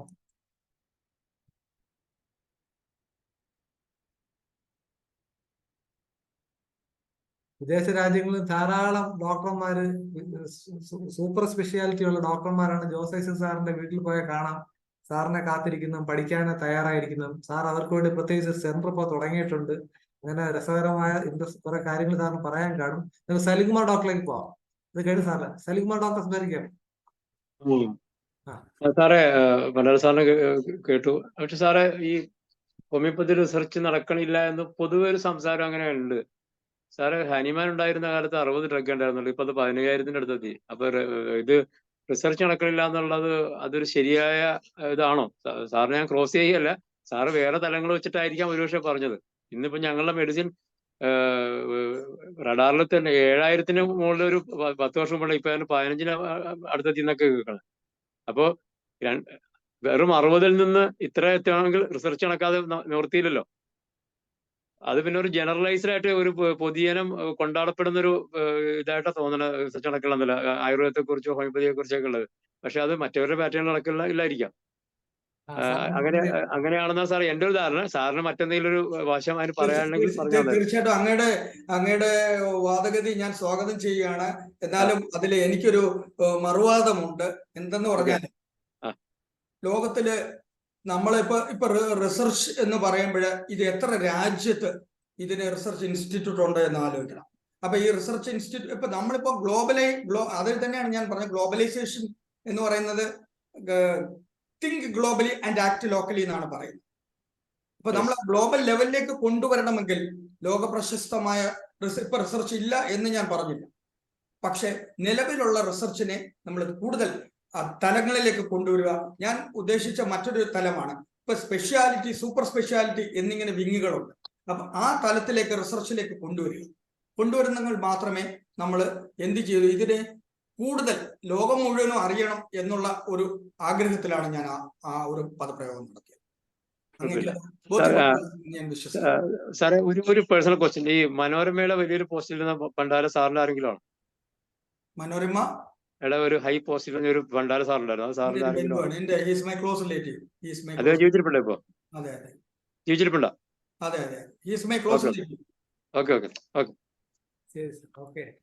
ഈ പറഞ്ഞ പോലെ തിങ്ക് ഗ്ലോബലി ആക്ട് ലോക്കലി ഗ്ലോബലും ലോക്കലുമായിട്ട് വളരെയധികം ഇൻവോൾവ് ചെയ്യുന്ന ജോസ് ഐസക്സ് ആണ് നമ്മുടെ ട്രൂ ഇന്റർനാഷണൽ സ്പീക്കർ. സാറേ സ്വാഗതം. സ്വാഗതം. അല്ല, ഞാൻ അദ്ദേഹം പറഞ്ഞ പല കാര്യങ്ങളും ഇതിനെ ഒരു അല്പോടെ അങ്ങോട്ടോ ഇങ്ങോട്ടോ നീക്കി കഴിഞ്ഞാൽ അത് ഹോമിയോപ്പതിക്ക് 100% സ്യൂട്ടബിൾ ആണ്. ഇപ്പൊ എന്റർപ്രണർഷിപ്പ് എന്നൊക്കെ പറയുമ്പോൾ ഇതിനകത്ത് ഞാൻ കാണുന്ന 2-3 കാര്യങ്ങൾ, ഒരു നല്ല ഡോക്ടർ എന്ന് പറഞ്ഞാൽ ആദ്യം വേണ്ടത് അതിനൊരു പാഷൻ, പിന്നെ ഒരു സ്കില്ല്. ഇപ്പൊ നമുക്കറിയാം, ഒരു ഫുട്ബോൾ കളിക്കാരൻ എത്ര പ്രാവശ്യം കാലുളുക്കിയിട്ടുണ്ട്, കാലൊടിഞ്ഞിട്ടുണ്ട്, എന്നാലും അയാൾ പിറ്റേ ദിവസം അതൊന്ന് ഉണങ്ങുമ്പോഴേ അടുത്ത വീണ്ടും കളത്തിലിറങ്ങും. ആ പാഷനാണ് നമുക്ക് വേണ്ടത്.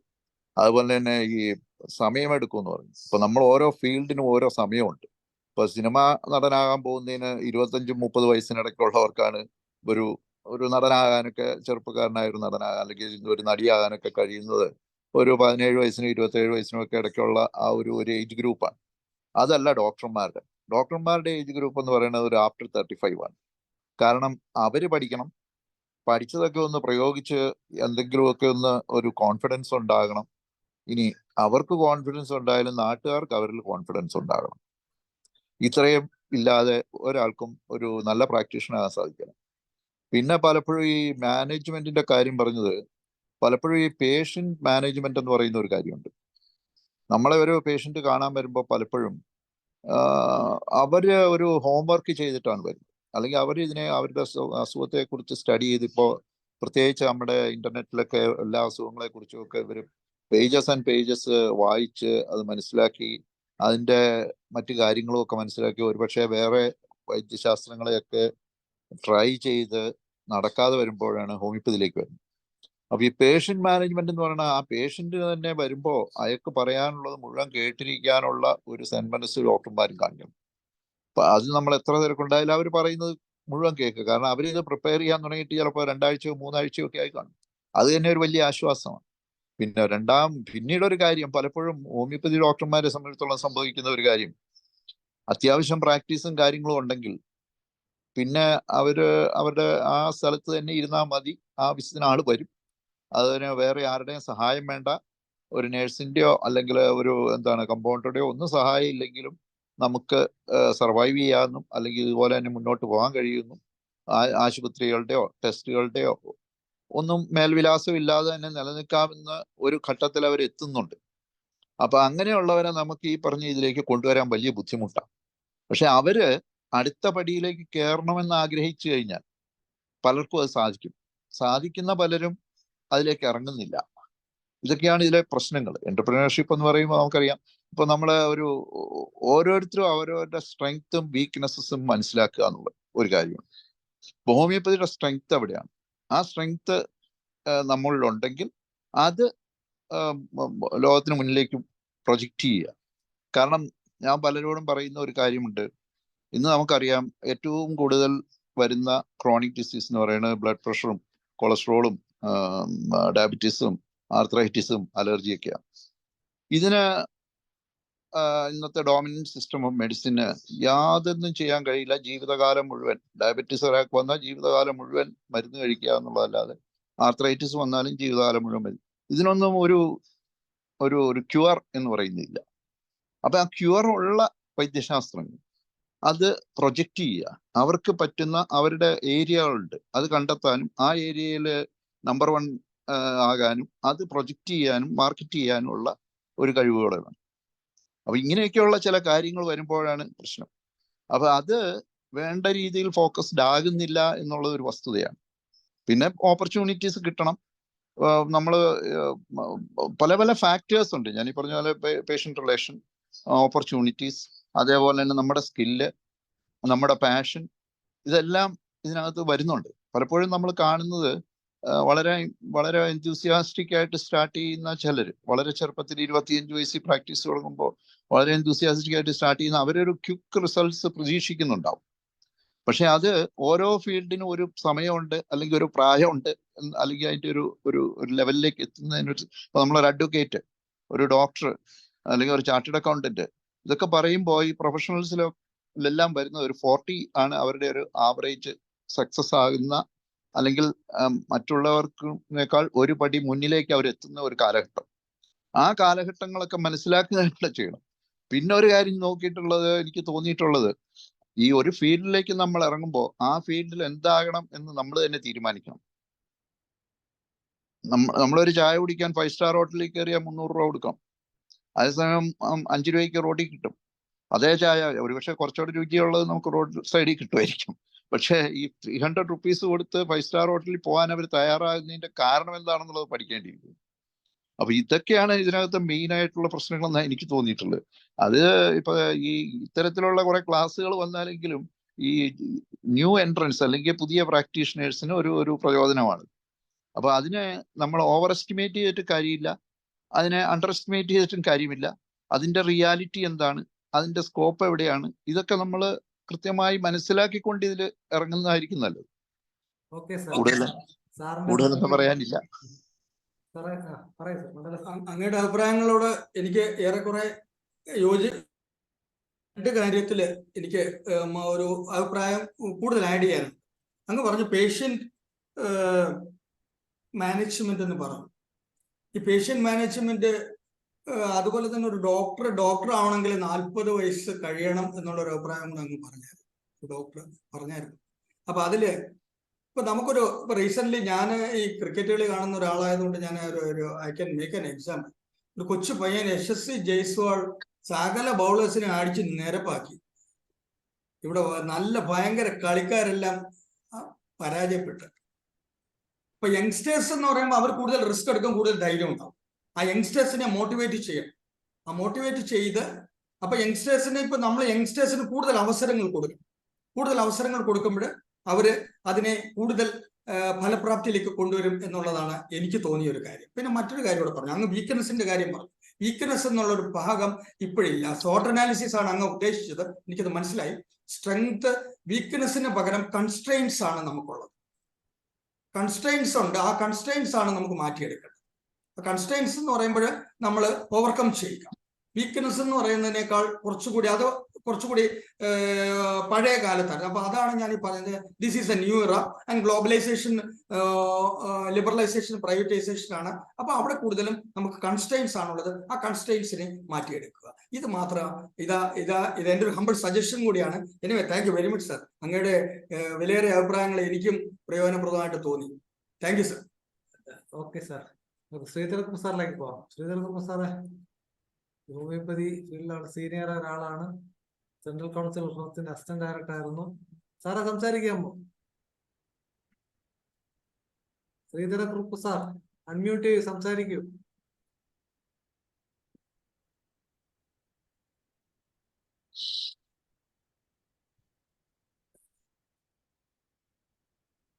സാറിന് എന്താ ടെക്നിക്കാ ഉണ്ട്? ഹരിഹരൻ സാർ സംസാരിക്കാമോ? ഹരിഹരൻ സാർ അൺമ്യൂട്ട് ചെയ്യൂ. സാറേ അൺമ്യൂട്ട് ചെയ്യൂ.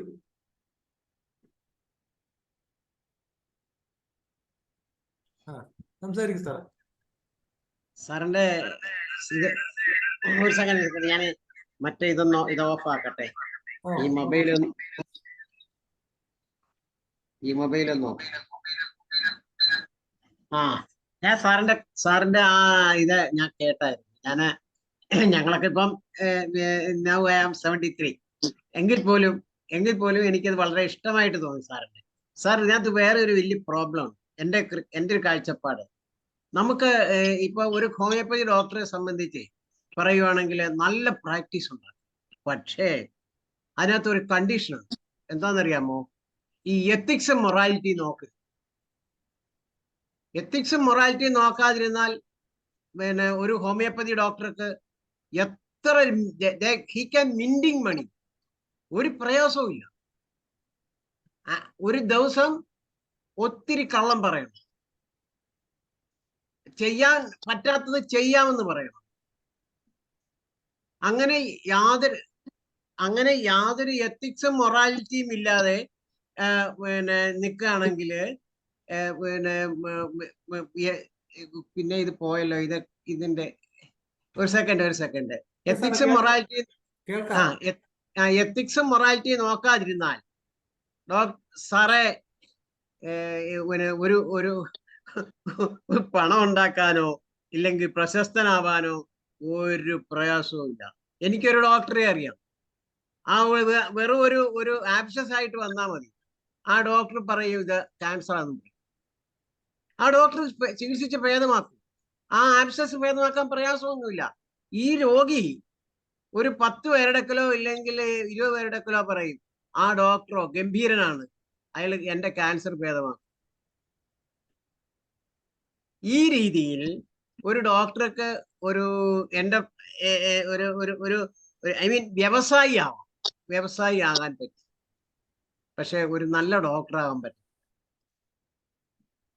എന്നാണ് എൻ്റെ അഭിപ്രായം. അതുകൊണ്ട് എത്തിക്സും മൊറാലിറ്റിയും ഒരു ഡോക്ടർക്ക് വളരെ വളരെ അത്യാവശ്യം.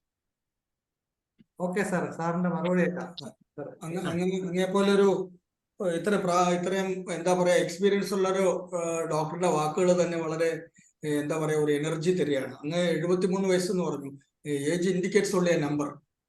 ഇപ്പൊ നമ്മള് ഇവിടെ ഇത്രയും ഡോക്ടർമാരില് ഒരുപാട് പേര് KFC chicken, Kentucky fried chicken കഴിച്ചിട്ടുള്ളവരുണ്ടാവും. 65-ാം വയസ്സിലാണ് അദ്ദേഹം ആ ബിസിനസ് തുടങ്ങിയത്. 65-ാമത്തെ വയസ്സിലാണ് തുടങ്ങി. ഇന്ന് ലോകം മുഴുവൻ വ്യാപിച്ചു കിടക്കുന്നത്. അപ്പൊ ഏജ് ഇൻഡിക്കേറ്റ്സ് ഉള്ള നമ്പറിന് ഒരു പരിധി വരെ പ്രൂവ് ചെയ്ത വ്യക്തിയും കൂടെ ഞാൻ. അപ്പൊ അതുകൊണ്ട് അങ്ങനെ അങ്ങ് ആ പ്രായത്തിന്റെ കരുതരുത്. അത് കൂടുതൽ എന്താ പറയുക ഗുണങ്ങൾ ചെയ്യത്തുള്ളൂ. പിന്നെ അങ്ങ് ഒരു കാര്യം കൂടെ പറയും, എത്തിക്സ് ആൻഡ് മൊറാലിറ്റി എന്ന് പറയുന്നത്. അത് ഒരു മനുഷ്യൻ, it is cultivated in the body of A person. അത് ഒരു മനുഷ്യനുള്ളതാണ്.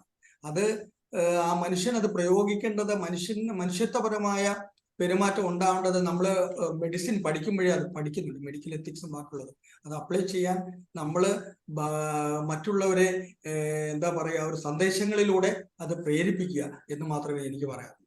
അല്ലാതെ നമുക്ക് ഇത് മാറ്റാൻ പ്രയാസമാണ്. Thank you very much sir. Thank you very much.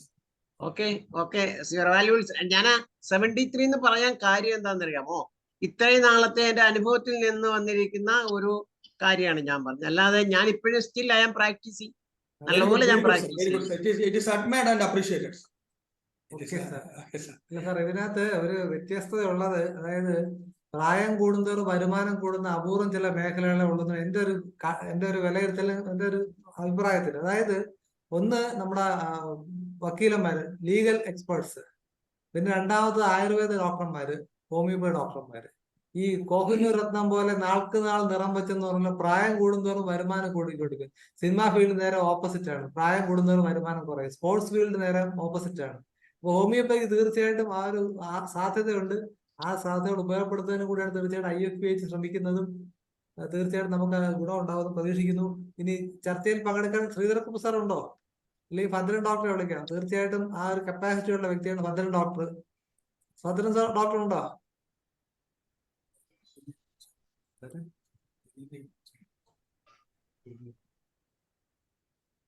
Ramadevi doctor ഉണ്ടോ? പിറന്നാൾ ആഘോഷിക്കാൻ ഡോക്ടർ രമാദേവി.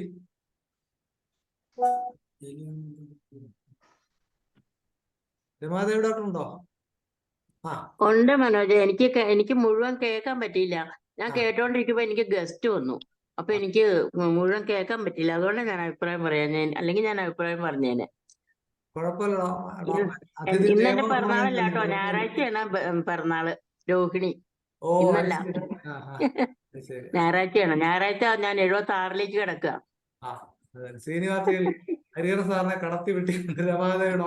ഞാനാണ് സീനിയർ മോസ്റ്റ് നമ്മുടെ അല്ല സേട്ട് എന്റെ സീനിയറാ. ഓക്കെ, എന്തായാലും ഞാൻ കുറച്ച് കേട്ടു, വളരെ നന്നായിരുന്നു.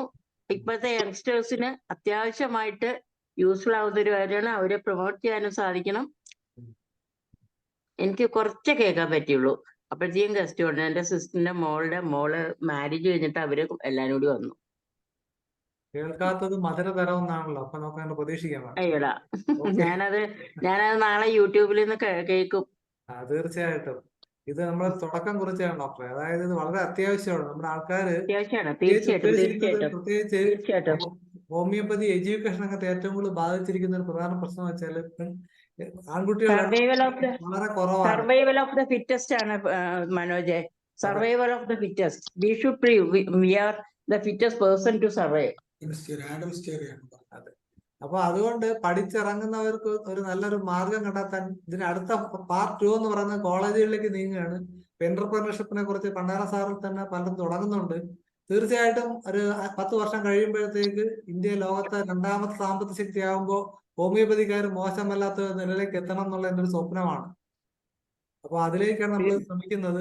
ഈ ചർച്ചയിൽ പങ്കെടുക്കാൻ താല്പര്യമുള്ള ആരെങ്കിലും ദയവായിട്ട് ഹാൻഡ് റൈസ് ചെയ്യുക. തീർച്ചയായിട്ടും മനോജെ, നമ്മുടെ ആ ഗ്രാറ്റിറ്റ്യൂഡാണല്ലോ നമ്മുടെ ഏറ്റവും വലിയ ഒരു, ഞാൻ പറയുന്നത് ദൈവം ക്ഷമിക്കാത്ത ഒരേ ഒരു വികാരം ഇൻഗ്രാറ്റിറ്റ്യൂഡാണ്. അപ്പൊ അതുകൊണ്ട് നമ്മൾ ഗ്രാറ്റിറ്റ്യൂഡ് ഉള്ളവരായിരിക്കണം. അപ്പൊ നമ്മുടെ സിസ്റ്റം നിലനിൽക്കണം. അതാണ് എന്റെയും എന്നത്തെയും പ്രാർത്ഥന. Okay, thank you sir. ഞാൻ കേട്ടിടത്തോളം വളരെ നല്ലതായിരുന്നു. ഞാൻ തീർച്ചയായും ഞാൻ നാളെ കേൾക്കും, യൂട്യൂബിൽ കേൾക്കും. Okay sir, okay okay. ഇനി ചർച്ചയിൽ പങ്കെടുക്കാൻ ഇല്ലെന്നും നമുക്ക് ജോസ് ഐസക് സാറിലേക്ക് പോയിട്ട് പരിപാടി അവസാനിപ്പിക്കാം. സാർ എന്ത് പറയുന്നു സാറേ? അല്ല, ഇതുപോലെയുള്ള കാര്യങ്ങള് കൂടുതൽ ആൾക്കാർ ചർച്ച ചെയ്യുകയും മനസ്സിലാക്കുകയൊക്കെ ചെയ്യുമ്പോൾ നമ്മൾ എത്തിപ്പെടാത്ത അല്ലെങ്കിൽ നമ്മൾ ചിന്തിക്കാത്ത പല തലങ്ങളിലേക്ക് കാര്യങ്ങളെ നീട്ടിക്കൊണ്ടുപോകും. പലപ്പോഴും ഈ ആശയങ്ങൾ എന്ന് പറയുന്നത് ഒരു വ്യക്തിക്ക് ഒരു പ്രായത്തിൽ കിട്ടുന്ന ആശയം അവര് ഒരുപക്ഷെ മനസ്സിലിട്ട് അത് വർഷങ്ങൾ കഴിഞ്ഞാണ് അത് ഒരു പ്രായോഗിക തലത്തിലേക്ക് കൊണ്ടുവരുന്നത്. അപ്പോൾ എന്റർപ്രീനർഷിപ്പ് എന്ന് പറയുമ്പോൾ ഇതിനകത്ത് അങ്ങനെ ഒരു സംഗതി ഇല്ല എന്ന് ചിന്തിക്കുന്ന കുറെ പേരെങ്കിലും ഉണ്ടാകും. അത് മാറേണ്ടിയിരിക്കും. കാരണം അത്തരത്തിലുള്ള ഒരു കൊമേഴ്സ്യൽ ആസ്പെക്ട് വന്നാൽ മാത്രമേ ഏതൊരു കാര്യമാണേലും ഈ ലോകത്തിൽ നിലനിൽക്കുകയുള്ളൂ. അതിന്റെ കുറവ് നമ്മുടെ ഫീൽഡിൽ വളരെയധികം ഉണ്ട് തന്നെ. അപ്പോൾ ഇത്തരത്തിലുള്ള ചർച്ചകൾ പല ആംഗിളിലുള്ള നമുക്ക് നോളജ് കിട്ടാനും അത്തരത്തിലേക്ക് ചിന്തിക്കാനും ഒരുപക്ഷെ ഇവിടെ ഇപ്പൊ കേട്ടുകൊണ്ടിരിക്കുന്ന പല ചെറുപ്പക്കാരും അവരുടെ മനസ്സിൽ ഒരു വിത്ത് പാകിയിട്ടുണ്ടെങ്കിൽ അത് തന്നെ ഇതൊരു വലിയ കാര്യമാണ്. എനിക്ക് ഒരു അവസരം കൂടെ തരണേ മനോജെ. കാരണം തീർച്ചയായിട്ടും.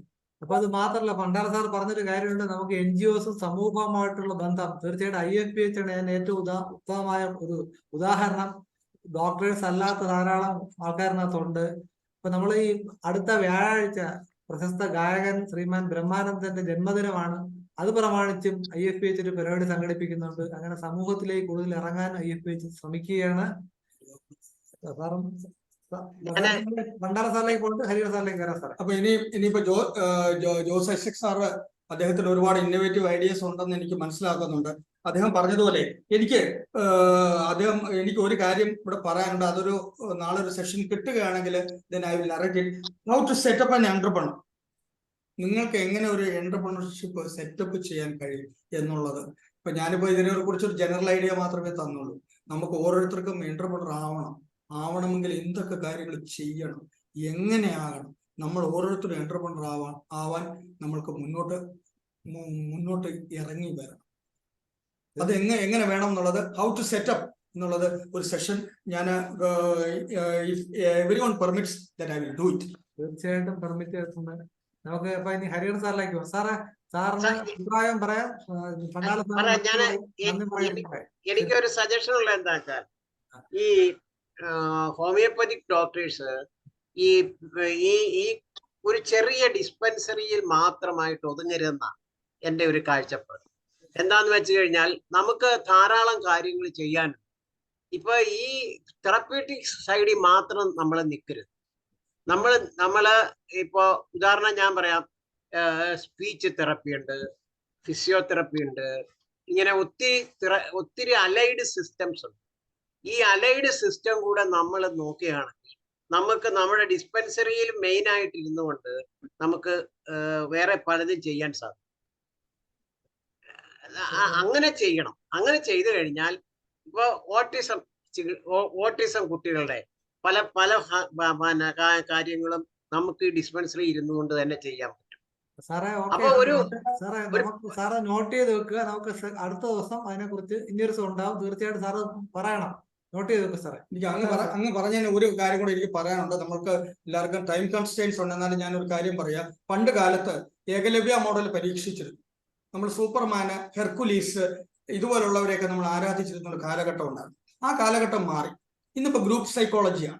ഗ്രൂപ്പ് സൈക്കോളജി എന്ന് പറഞ്ഞാൽ ഗ്രൂപ്പ് ക്യാൻ അക്കംപ്ലിഷ് എവറിത്തിങ്. അങ്ങ് പറഞ്ഞതുപോലെ തന്നെ ഇപ്പം ഒരാളായിട്ട് മാത്രമല്ലാതെ ഒരു ഗ്രൂപ്പായിട്ട് ചേർന്ന് അതുപോലെ ഈ സ്പെഷ്യാലിറ്റി വിവിധ, അത് തന്നെയാണ് ഞാൻ പറഞ്ഞ സ്പെഷ്യാലിറ്റിയും സൂപ്പർ സ്പെഷ്യാലിറ്റിയും ഉണ്ടാക്കണമെന്ന് പറഞ്ഞു. അതിന്റെ ഗുണഭോക്താക്കള് ഞാൻ ഈ പറഞ്ഞ ഏകദേശം 2500ഓളം പേര് ഇത് പഠിച്ചിട്ട് വെറുതെ നിൽക്കുന്നവർ പോലും അവരെ കൂടെ ഈ ഫ്രെയിമിൽ കൊണ്ടുവന്ന് അവരെ കൂടെ നമ്മൾ മുന്നിട്ടിറങ്ങി നമ്മളെക്കാൾ നല്ല ഐഡിയാസ് ഉണ്ടെങ്കിൽ ആ ഐഡിയാസ് അക്കംപ്ലിഷ് ചെയ്യാൻ കഴിയട്ടെ എന്നാണ് ഞാൻ എന്റെ അഭിപ്രായം പറയുന്നത്. സാറേ നന്ദി പറയാം. ഹരിഹരൻ സാറേ.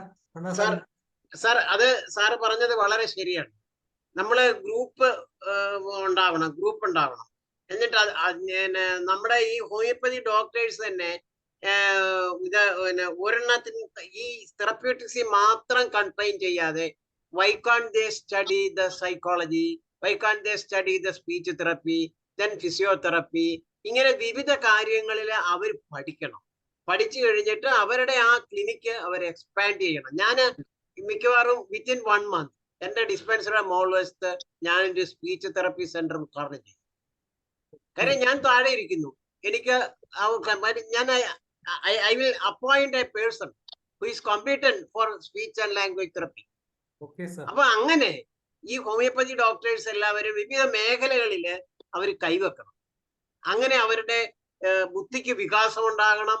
അവരുടെ പരിചയത്തിൽ അവരുടെ ഇതിനകത്തെല്ലാം വികാസം ഉണ്ടായി കഴിഞ്ഞാൽ ഓട്ടോമാറ്റിക് ആയിട്ട് ഈ സിസ്റ്റം വളർന്നു വരും.